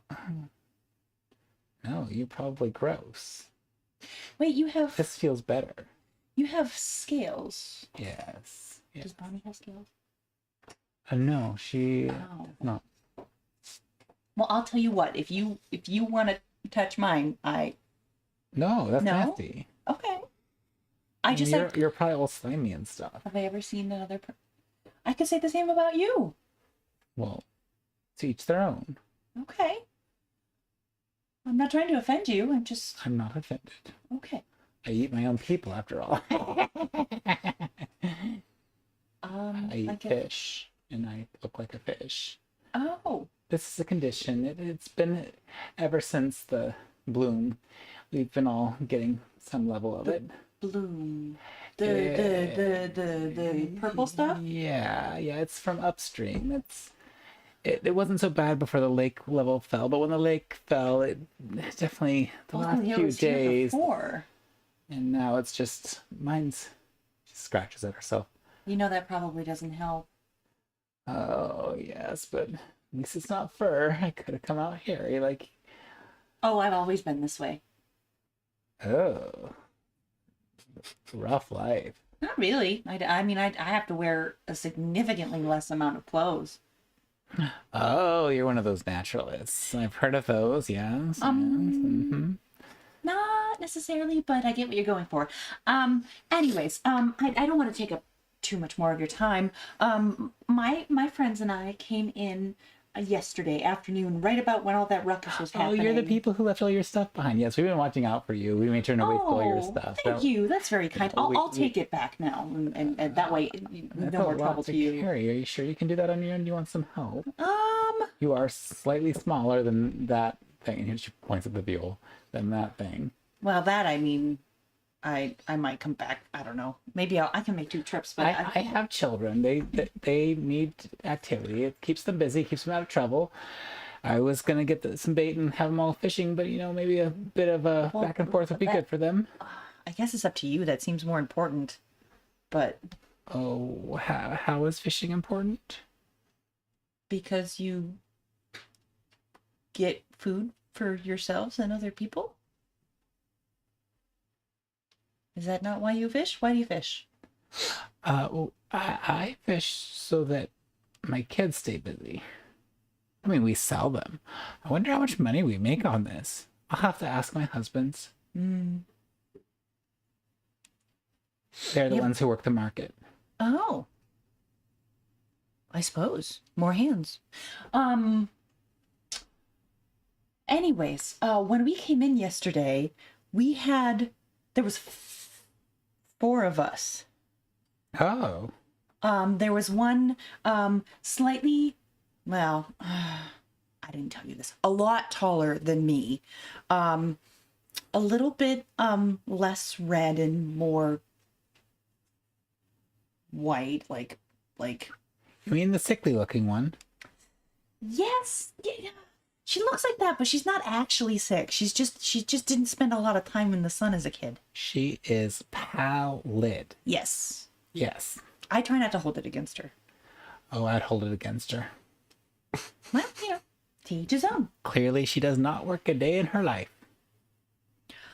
I think she did a different type of work. Everybody has their own type of work. Teacher to fish. Sorry. Anywho, everybody else in our party was able to meet up after the skirmish, but we haven't seen her, so I wanted to come back to where I last saw her and see if I could figure out where she went. Well, Is there? Do you know whose Is boats she these the- are? is she the one who let the man cut that young girl's throat open? No. Okay, so then that would probably be that other one. So I think the one who didn't let that happen went chasing after somebody. And I was in the midst of guiding one of the creatures. They're lovely, delicious, much better than this starts itching herself again. This scaly. Can I do a medicine check to see if I have any herbs that'll at least help with the itch? Go ahead and roll. Do a 12. 13? Yeah.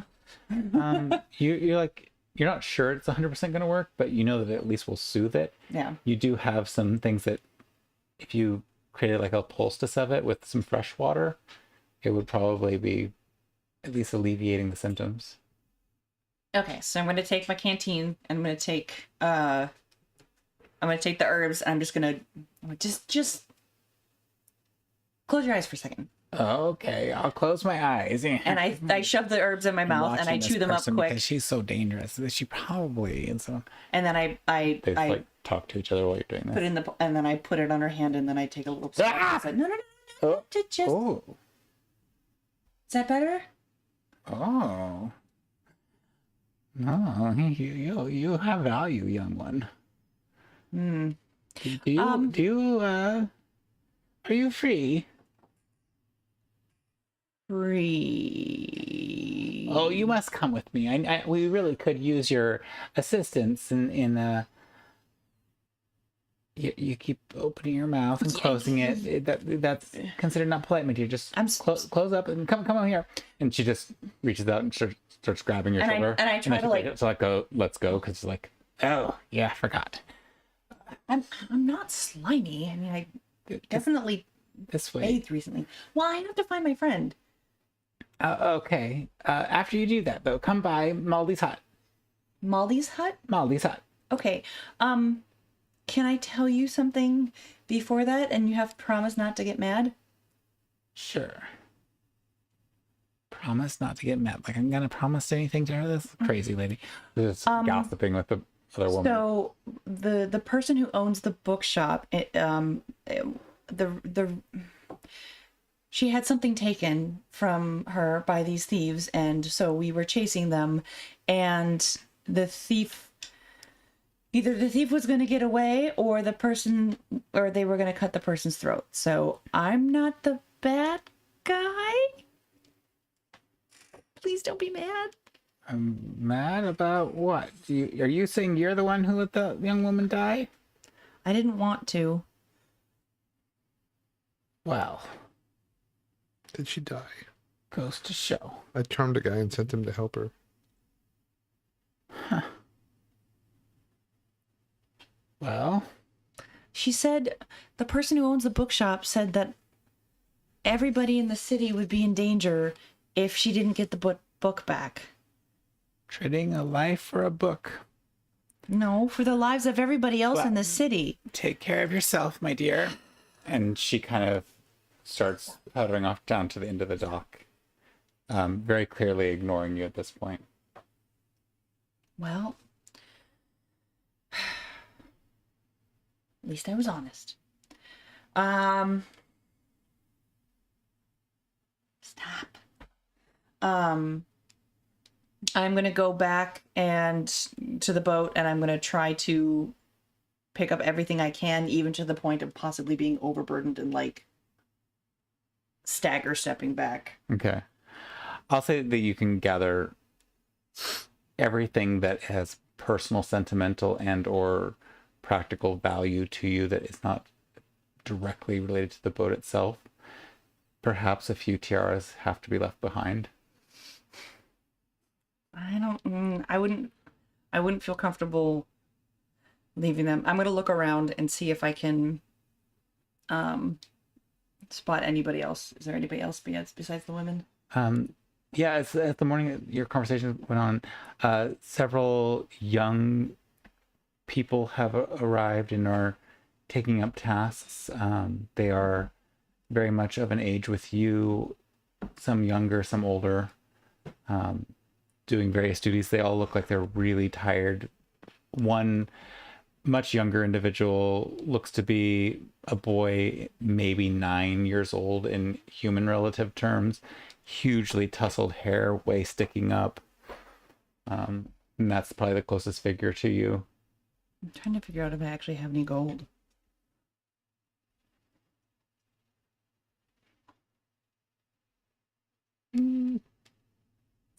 I might have it all.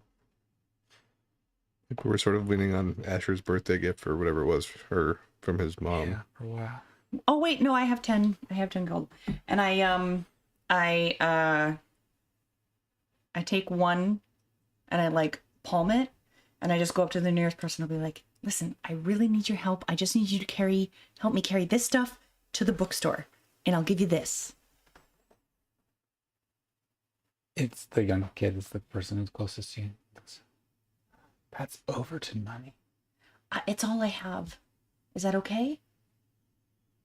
It's not really useful here, but if you tell me stories about the city, I'll help. I can't really tell. What about the guard? I could tell you stories about the guard. Not this guard. No, the different, like the guard that like defends the wall and fights all the crazy creatures that live in the woods. Yeah. Yeah. My dad's in charge. Roll a persuasion check. Your DC is currently at 12. Well, I rolled a flat 16, even though I don't have the best charisma. Kid's easily impressed. And you said it's your 18. dad. Oh. Yeah. What do you want? What that and that? And that? Well, I'll get most of it, but whatever I can't carry, if you could just help me get back to the bookshop, I'd really appreciate it. No problem. I don't know what a bookshop is, but okay. Well, you can follow me. Okay. Okay. And he's like gone from being like half asleep, like he was forced out to do his morning chores mode, to being excited and bright eyed. Okay. Can we stop by and I'll get you one, but I gotta get my breakfast. Oh, okay. I mean, you don't have to, but okay. No. I can get you one because you're gonna tell me the stories. I'm gonna try. And as you start going and he's just pestering you with questions, like you getting a word in to actually tell a full tale is difficult because he's constantly interrupting with questions about every little detail. But about halfway through, just when you're like kind of getting a little frustrated that you haven't actually shared anything substantive because the questions are overwhelming actual information. But why? And But then, why? where do they, how does that, is that, I heard when I was young, I saw this. Is that what that is? And then just as you're like trying to get an answer in for whatever that original request for information was, when do you do this again?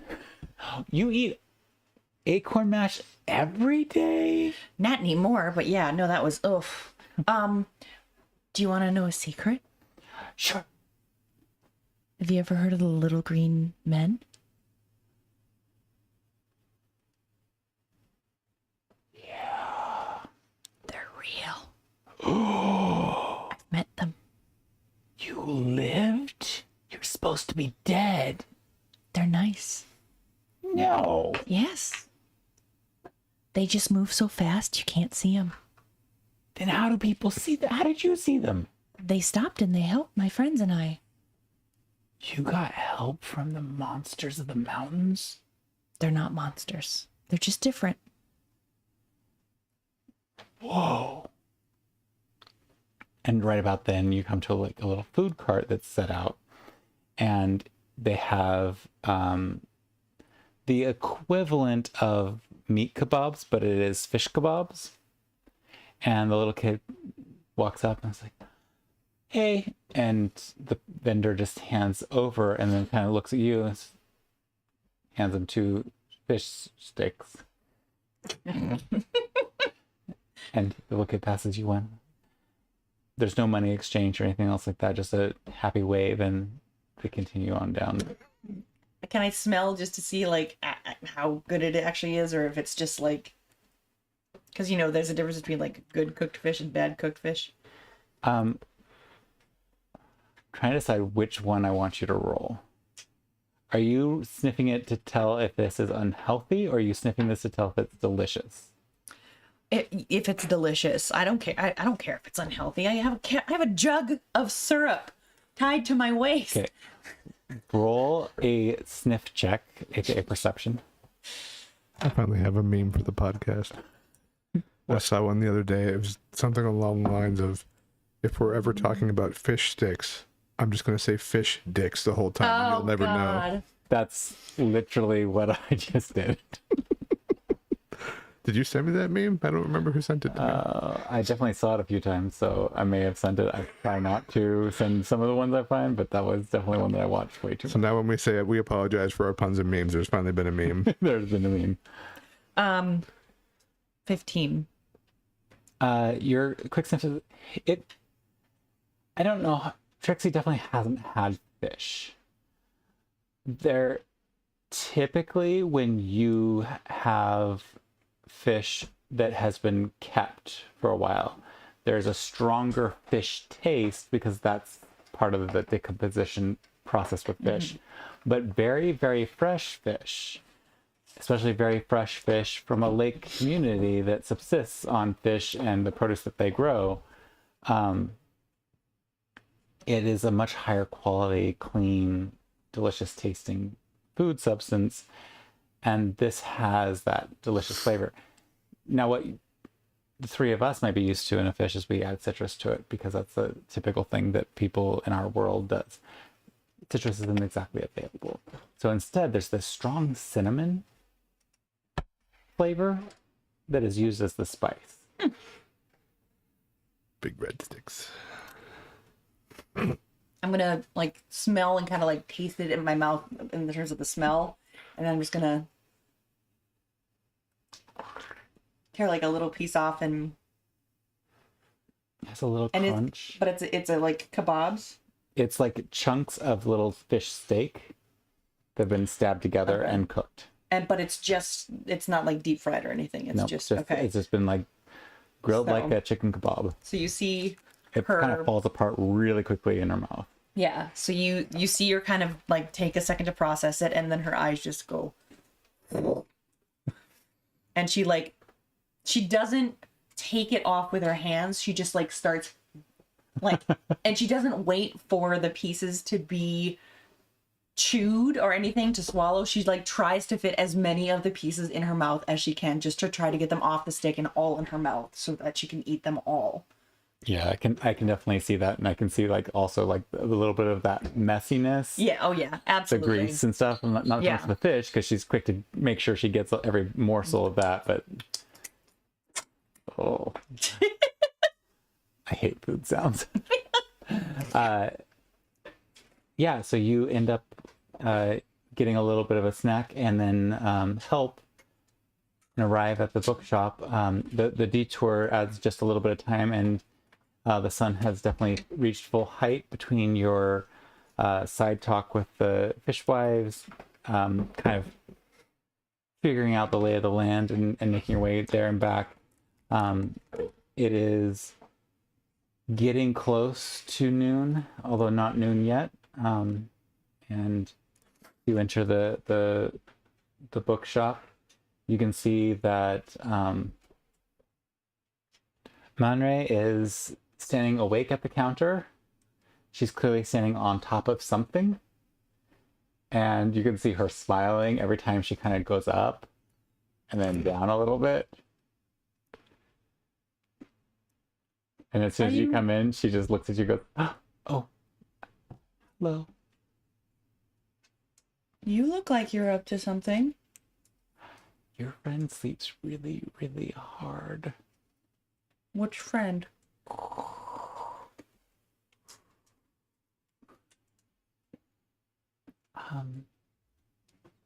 She came out when he went in, and you hear another deep snore breathing, and she goes up and then back down.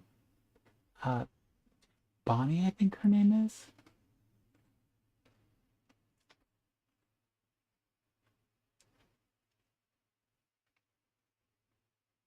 You hear another snore, and you see her jump up, or her rise up again.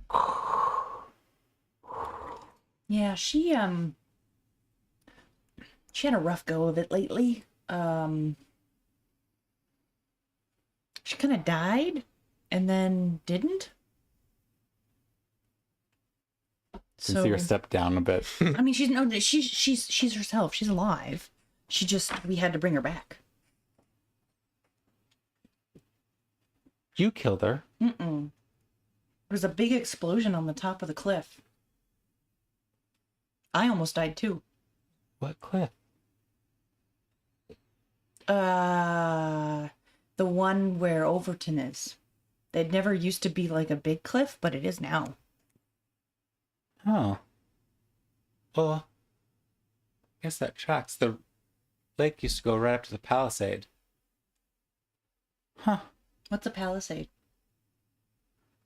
It's where all the wooden timbers are held back the lake water and floods and kept the creatures out, but it's not very useful anymore. The lake is further out. I heard that they can't get the boats out. We might be in trouble. Well, maybe we could... Well, I can't, but maybe you guys could reach out to the people in Overton. Maybe they'll help. The last bit of help we've been getting from Overton hasn't been so good. You've seen the guards, right? And you... I wouldn't call those guards, but okay. Well, that's the last help that this town got. That's weird. I don't think my dad would let anyone call themselves a guard, but and Your dad is the mayor? no, he's in charge of he's in charge of one of the guards. So he's in charge of one guard. That doesn't I sound think like somebody so. who would send anybody over. Well, I mean, You kind of have to be in charge to like send people. yeah, but like, I mean, he definitely trains people to be guards. Maybe You said he's in charge of one guard. What is he like? no, not one person, meaning one of the color guards. I feel like it's been too long since I've been in Overton. What does that mean? So Overton has all these neighborhoods, right? Yeah. So the different neighborhoods have different color guards. Well, it's not even necessarily the neighborhoods. It's more like certain areas of the perimeter of the city are split up between the different colors. Mine's the yellow, right? Yellow card. I think it's the yellow. Sure. So we'll go with it. So my dad has the yellow guard, and where we live is in the trees that go up against the mountains. Oh. So we are the ones, well, not me, but my dad and the people he trains, and the guards that he has, they protect our neighborhood and the rest of Overton from all of like the big animals and stuff that come down from the mountains. And I mean, just kind of in general. But I've heard him talking lately about how they've really not had enough people to go around. So it might be that the mayor decided to not ask my dad, or just not even tell my dad that you needed help. Because I feel like if my dad knew that you guys needed help, he would definitely at least try to help. Like maybe he could like send one of his more his like higher up guys. I can't remember what he calls them. Surgeons, I think. But he could send one of them, and if anything, he could definitely get these guys to be better guards, because yeah, they're not good. They're not, no. Well, I think it's gonna take something different for folk around here to change their mind, but maybe I should be communicating with them rather than the priesthood. Which priesthood? You know, death rights. Underton. Yeah, I mean, that's Wow. I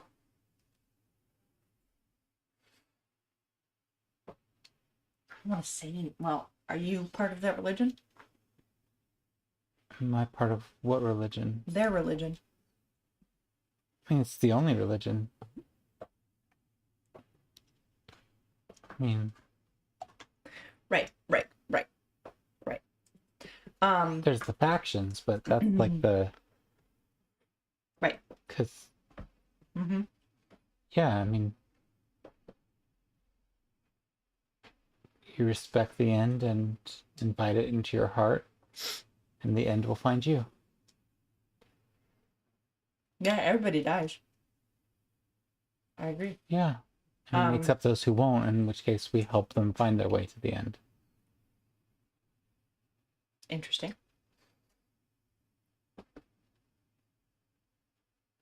I mean, I know it's not always popular, but I don't know anybody who, personally, I don't know anybody who has had a hard time dying. I've almost died twice in the last like 3 weeks. oh, yeah, well, see, that's good. It gives other people longer life. You know what? I'm not always sure that I believe in these things anymore, and I haven't heard the voice in a while, so I could just be wrong, and things changing. So, Listen, let me put it this way. who's your father? Can we write a letter together? Oh, absolutely. I mean, I just wrote them one, but I think they wouldn't, well, he wouldn't mind. My mom wouldn't care. It's not really her thing. She does the healing, so Wait, your mother's a healer? yeah, she's like the healer. Well, she's not the only healer, but like she's the healer of our community. Okay, we need to sit down. Your friend, before he ran outside when I fell asleep, he was writing down, and she kind of like palms through a bunch of piled up papers that has Asher's handwriting all over it. It's like very much like she's treasuring these and like carefully scooping them away, and you can see like there's just like the decrepit remains of some other texts that are just falling apart that she's kind of like carefully scooching over, and she makes a little space. Okay, so they haven't got the barges out yet, but I'm sure that they will sooner or later, and until they do, we can get this done, because you're about to change everything here. That's a lot of pressure to put on one. For how am I So supposed to? we're gonna talk to your family. Oh, okay. I need a letter written to your father, describing what you saw here of the guard, and I need you to write a letter to your mother, beseeching her, no, begging, no, requesting her aid. Okay, you're gonna have to be specific because they Have you seen the people with the scaly skin? Oh yeah, I met one, and then she got mad at me even when I asked her not to. But I did help her stop itching for a while. You're a healer? I wouldn't go that far. I would say that I can help in a pinch. So your mother then? Huh? Yeah, no. It definitely would so- be my mom. Yeah, you would definitely want to ask my mom, not me. So you'll write her, okay. Yeah, So yeah, of here course. you go. I'm just gonna come out like my book in one hand and my pen in the other, and just like set the book, open it up. His Dear book has gotten a ton more information in it, by the way, too. Nee, this town across the lake needs some help. The guards are all mean as fuck. Please send real guards and medicine for weird disease. Love, Asher. And I just fold that up and I hand it to the lady. That's for the To your wizard Nee. mother? We're friends. No, he actually is. And I just go back in and go back and lay down. Okay. She kind of like tucks it into an apron pocket. I still need your letters. No, that's that. Yeah, sure. Because I don't believe in wizards. Even if I've seen them with my own eyes. He's a drunk. Why would he help anybody? He is a drunk, it's true. I mean, that's kind of like his mode of operation.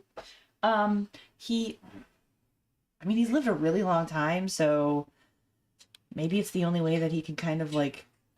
He disobeys the law. But apparently some people are exceptions. How does he disobey the law? He's still alive. Oh, right. That. Yeah, that law. I'm just in the other room, just randomly commenting. And the walls are thin, so it's easy to hear through. You also are long rested by this point. Okay. What is the writing utensil? It looks like a quill that is very well used, but it's also just like it's a writing instrument. You may not have used one of this before, but it's a quill and ink. Yeah. A lot of dipping. I'm gonna come out and be like, because Nee gave me like it's Fancy. basically like a ballpoint feather pen. I still don't know. I don't know how to use this or that. Do you know how to write? I do, but I use charcoal. I use like sticks from the fire that burns ends. Do this, and I just like scribble on the corner of a paper, like to show you that it's the same as charcoal. Weird. But okay. So I grab it and I go to write and I go. I never know what to call him because like he never. He doesn't let me Daddy-o. call. Well, no. Pops. You go Papa. back to sleep. No, I'm awake now. You wouldn't stop talking. Now I'm awake. The look across the table as Trixie glares at Asher. I never know. Like, basically, if it's not just like him and my mom and me, like, he wants me to call him sir. But I've never actually, like, written just him a letter. Sweetie, I'm a writer. I can help you with this. This is a formal request. Okay. I would say it's a personal request. Really, she just engages in this conversation. Like, something happened last night, and the two of them have a very deep relationship now. Or at least there's the appearance of that, and they just start talking. Yada, yada, yada. Can you make a professional request from a close relative? That doesn't seem like the way to go about getting what you need. You should leverage the personal relationship. This is a formal endeavor to correct and right a wrong, seeking professional guidance. She just she's just sitting there with, like, her pen, like, hovering above the, like, waiting for you guys to come to a resolution.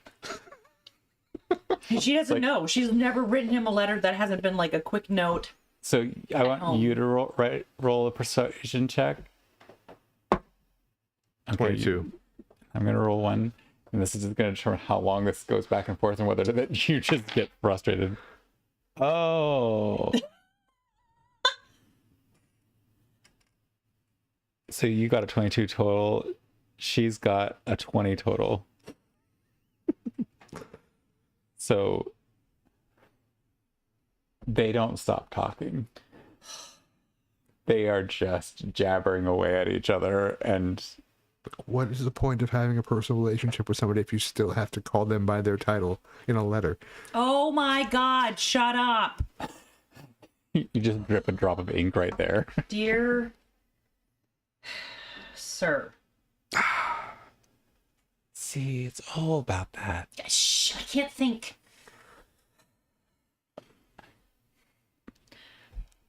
I'm in... What's the name of the town? Fisherton. I named it I hate earlier. y'all so much. You left us unsupervised. I didn't want to. Blame my boss. Dear... Nah, I can't blame her. It's my fault. Dear... Dad. Sir. Actually, that's what I do. I write Dear Dad, I cross it out, and then I put Sir, because I can't erase. I'm in Fisherton. The guards here aren't good. They're hurting people. and not up to your standards. Can you please send help? This next part is for Mom. Hi, Mama. I'm okay. The people here are not. Something is making them sick, and they have scales. Our anti-itch poultice helps, but doesn't heal it. Can you send someone to help? Question mark? The ink at the period at the bottom of the question mark just grows as you leave the pin there for just a little too long. Your humble servant, sir. Your tiniest Trixie, Mom. Trixie. After you finish writing that, she takes both your little letter and this little letter and... Well, I guess this is what it's for. And then she puts them both down, and you can see she reaches up to the behind the counter up above where that little half Dutch door was. There's these two little cages, and she brings them down, and you can see inside of it are two tiny little bats. She opens one side of the bat's cage, and she hands the letter to Nee, and she looks at it and goes, "This better work." And the bat seems to become a little bit more aglow, and she whispers something to it, and then the bat just takes off like a lightning bolt. And she repeats the same thing with the second one. Well, that's all of my abilities for the day. I guess I'm gonna go rest for a little bit. I hope this works. Anything you need from me, you can ask Fawn too. Okay. Did you find Tanzanite? No, I wanted to make sure our stuff didn't get taken. And I ran into somebody, and I was trying to ask her about Tanzanite, and then she just was really distracting. And then she brought up the person yesterday.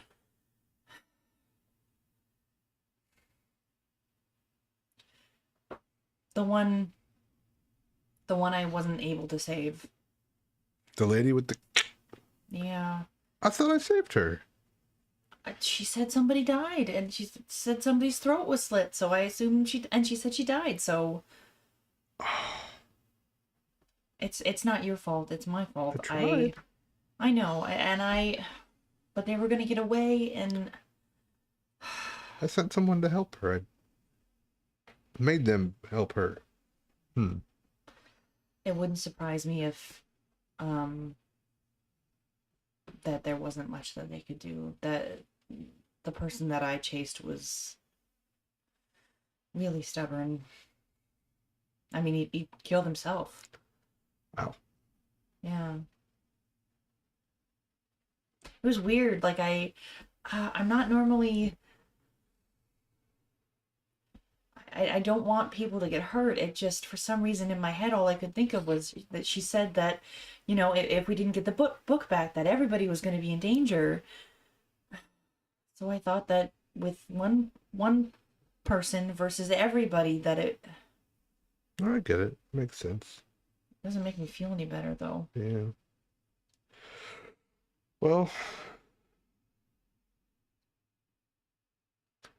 I guess maybe next time you'll make a different choice. I don't know. Like, all we can do is learn. Sometimes there is no right choice. I just take out my book. I'm just like, sometimes there is no right choice. Put it away again. Good line. Honestly, I'm more just mad at that person for making me choose. Do you think Hmm. Do you think they did something to Tanzanite?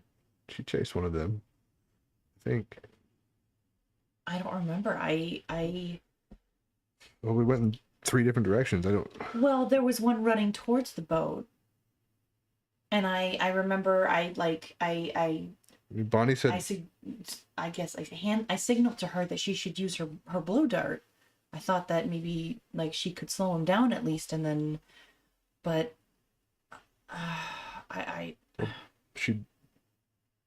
Bonnie said that she chased one away, right? Bonnie said that Tanzanite chased one, Yes. but Bonnie went. Yeah. Bonnie said that Tanzanite chased one of them off, and I'd ask her which direction so we could at least go take a look, but I think she needs a rest. Yesterday was rough for all of us. yeah. My head still hurts, but I think it's because I threw up.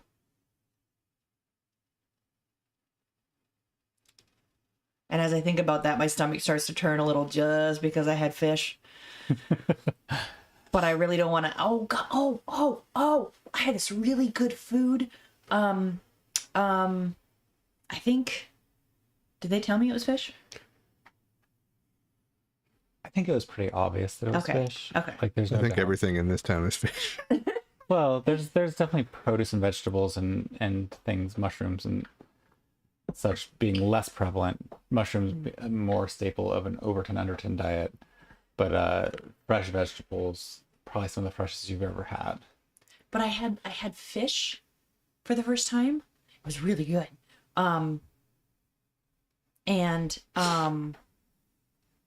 Yeah, this little kid helped me carry the stuff back because I couldn't carry it all by myself, and I would feel really bad if Tanzanite lost one of her tiaras. As she mentions this, you see just behind her holding a bunch of your stuff from the boat. Is he still there? Still little kid because he had gotten the Kiddo, direction. wait, hey, Hi, you kid. can put it down. You can put it down. Okay. You are important people. Yeah, kinda. You know me. I do know Nee. Oh, if you want someone to tell you stories, he's a lot better at it than I am. The laser focus. And I get just give you like both. a haha smirk. Have I told you about the time I met a dragon? No. You haven't told him anything. You just met him. It's true. The story of winter. Oh, I already told him about the green men. That was my story. Okay. Well, deep beneath Underton, where the water is pure, there's a large cave. And in the cave dwells a dragon. No. Yes. And the secret clan of people who lives under Underton. Underton. They tend to the dragon and serve his needs, and the dragon is the real mayor of Underton. That's enough stories. Focus on the story part. Could you roll a performance check? And can you roll a performance check in Jesus. 15. Performance. and Considering my charisma. Oh, my charisma's not that bad. It's not. 8. actually, can you roll with advantage because your story was more believable to the kid, whereas this one, he's like, That's a lot better. 19. okay. I'll foreshadow, just like I did before, that your story, cult classic style, like grows a following late. Your story is the talk of the kids and then the adults within a week. So if you're still here within a week, you will suffer the consequences of that story getting out. But just right now, the I'd like to see them legend. try to catch a green man. Now that I'm long rested, Is that guy still walking? Nope. Oh yeah, he is. Dang it. He has to beat a 15 to stop walking to Overton. We decided that he was gonna keep walking from episode to episode until he actually rolled above a 15 rather than following the spell rules. He just walked it to Overton until then. Wow. You left us unsupervised. Oh yeah, it was bad. We tortured a random angry guard. There is an NPC who's currently being abused. He was abusing an old lady when we found him. It's fine. Yeah, true. Karma. So the morning has worn on. Day is moving on. It's clear pretty quickly that, especially when Bonnie wakes up, that that Monray is not coming back out. But even Fawn though is kind of looking at you like, "Are you just gonna stick around in the shop, or are you like,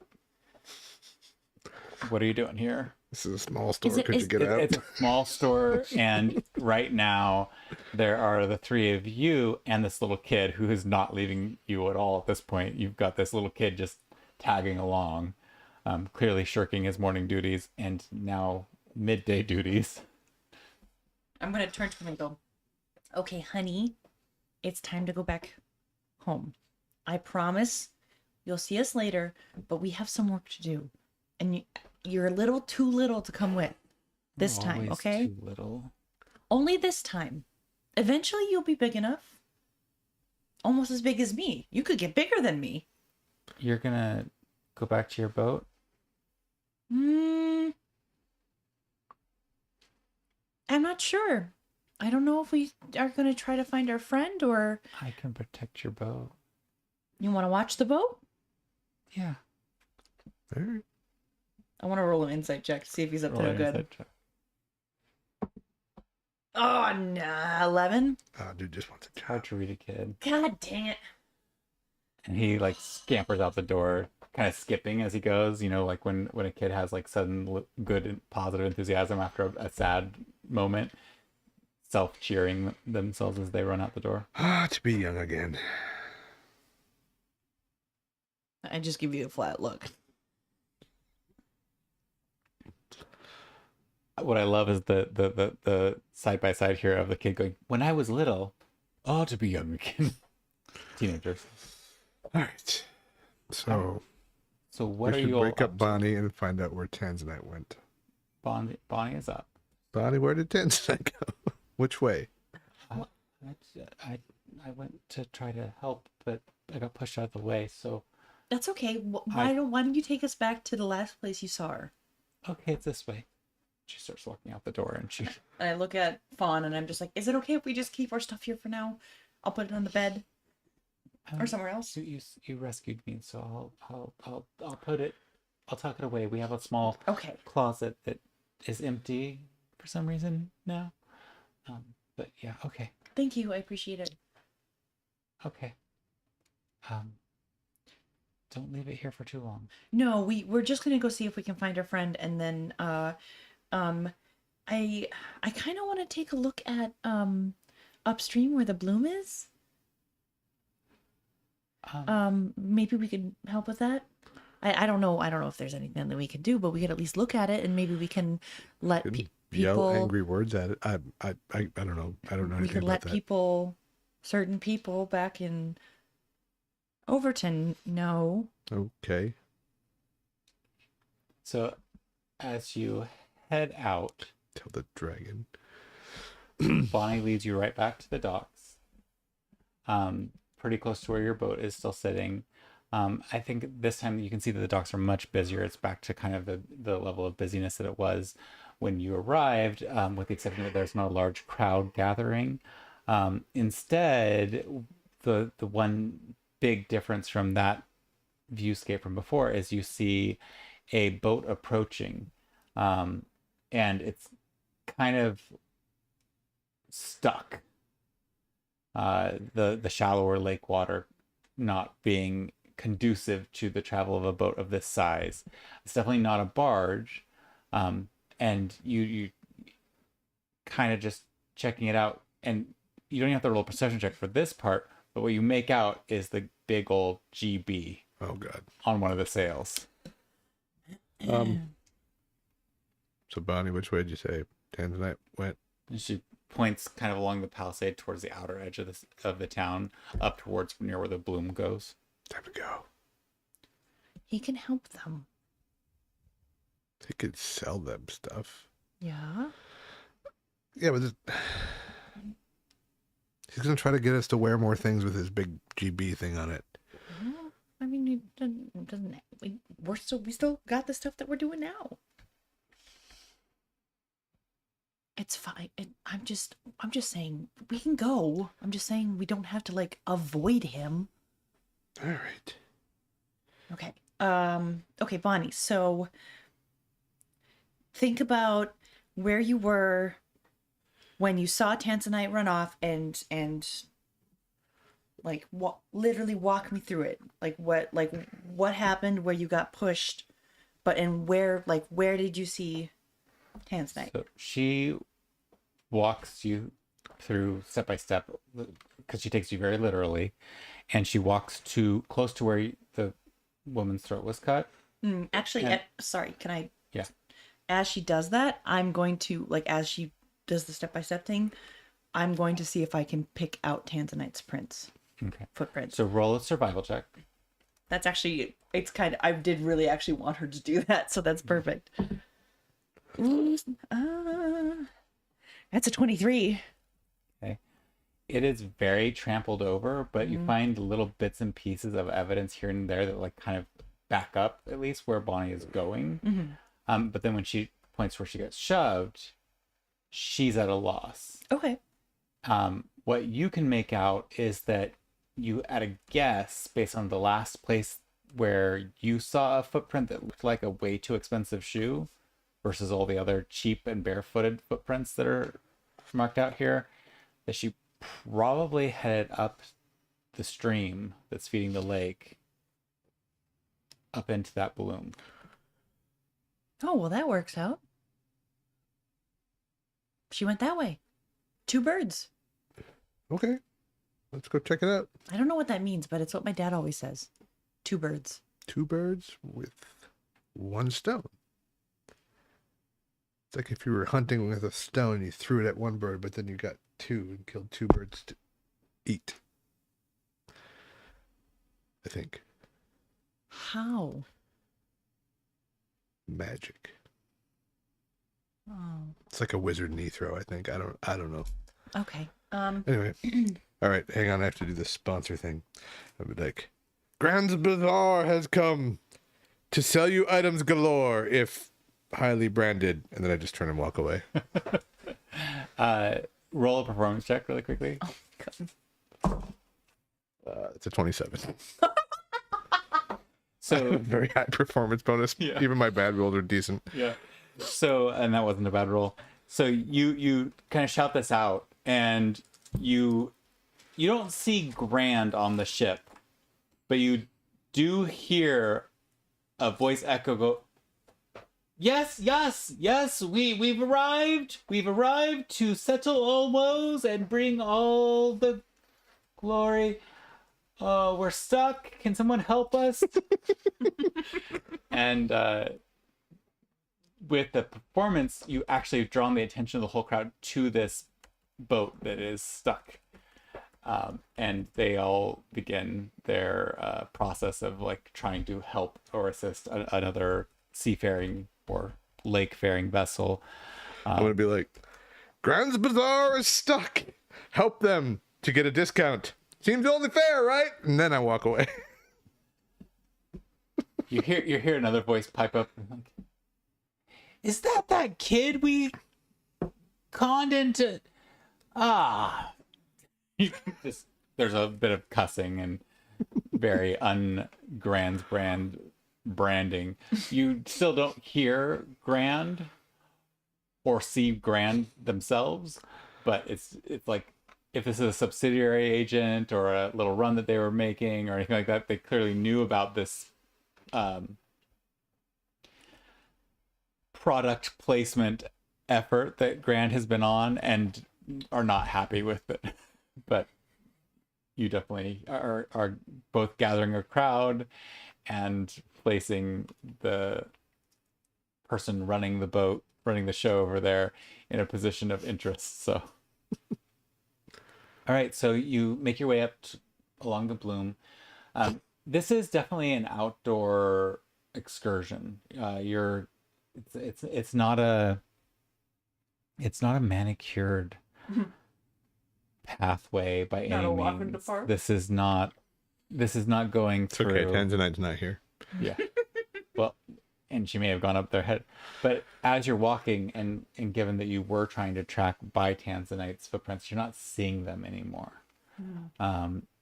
But you are able to make out a trail that was broken by someone. I would like to look down with no idea what I'm doing, and then just like put my fingers in the dirt, and like lick my finger, like just looking very official and with no idea what I'm doing.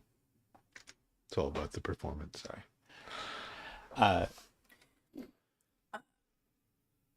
Never mind. You're not gonna do anything with that other than enjoy it. You're literally performing for. Seems like she went this way. Oh, did the bird poop you just put in your mouth tell you that? I don't know what you're talking about. All right, so the two of you are making your way up. I'm guessing it's you, Trixie, in the lead, and you're following up behind her. But if you, Is Bonnie still with us? Hmm? I Bonnie's assume with so, you. Yeah. Bonnie would Bonnie would probably be in the naturally middle. try to be third. She prefers to be in the okay. back of a group. She also has decided that you need protecting, apparently.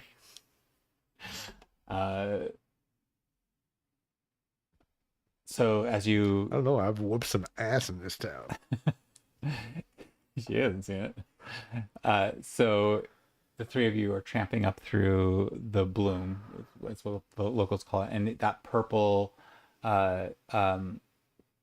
stuff is definitely concentrated in the stream, and it's kind of clogged it up, turning what should be a fairly decently flowing stream into a sluggish morass with sections where it's burst through and it's flooding down, but then other sections where it's just a stinky, cloying mess.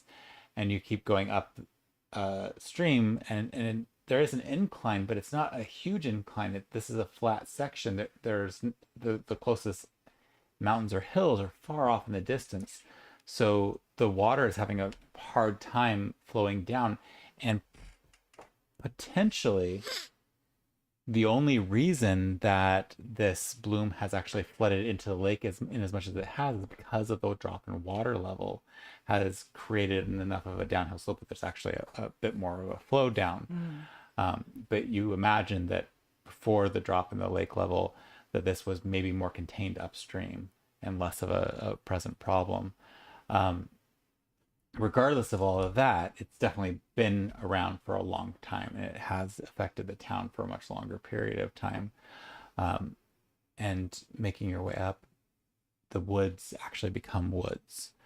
You kind of leave the last view of farmland behind, following up this trail, and the last view of other people. And you continue tramping through some brackish undergrowth and trees and weeds. Can you roll a perception check? 13. 13. All right. So what happens is your blade gun starts to glow first. And that's the cue you have, as with fervor and intensity, the trees around you begin to shake. With what an intensity? Fervor. Fervor? Fervor, not fervor. F-U-R-O-R. Fur. And then they break, the roots uprooting, and then from beneath those roots, this large fungal form begins to emerge. Its maw opens up, and you can see stretched out fungal growths and spores, and it roars at you all. And that's what we'll pick up next week with probability of demise Nice one. You are all amazing people for sticking with us. If you stuck with us this long, if you enjoy our show, please like and subscribe. Yes, you we never really- we never tell them to do that. Please like and I'm subscribe. trying to do better. Brooke just started today. If you really love us, you'll also hit that notification icon bell thingamabob. We are also on Spotify, iTunes, I don't know, podcast, whatever it is, the Google ones, all of the things. Any platform where podcasts can be found. Demisecast.com. Misecast.com to find our main source. Also on TikTok. I do apologize for this latest episode not being up. I am still fixing the audio issues. It will be kind of one of our rougher cuts because of all the clipping. Hopefully that's fixed on this one and it sounds a lot better. But regardless, we're really glad to have had you here and enjoy your time. And if you're future people that we don't know yet, we love you now Yes. because we loved you We then. already love you. We already love you and we don't even know you. We're very loving people. We just really need attention. Hey. Only one of us is a Leo. All right? No. Is that where our Goodbye. attention deficits actually live? Is the need for attention? And outro music. And we are mute.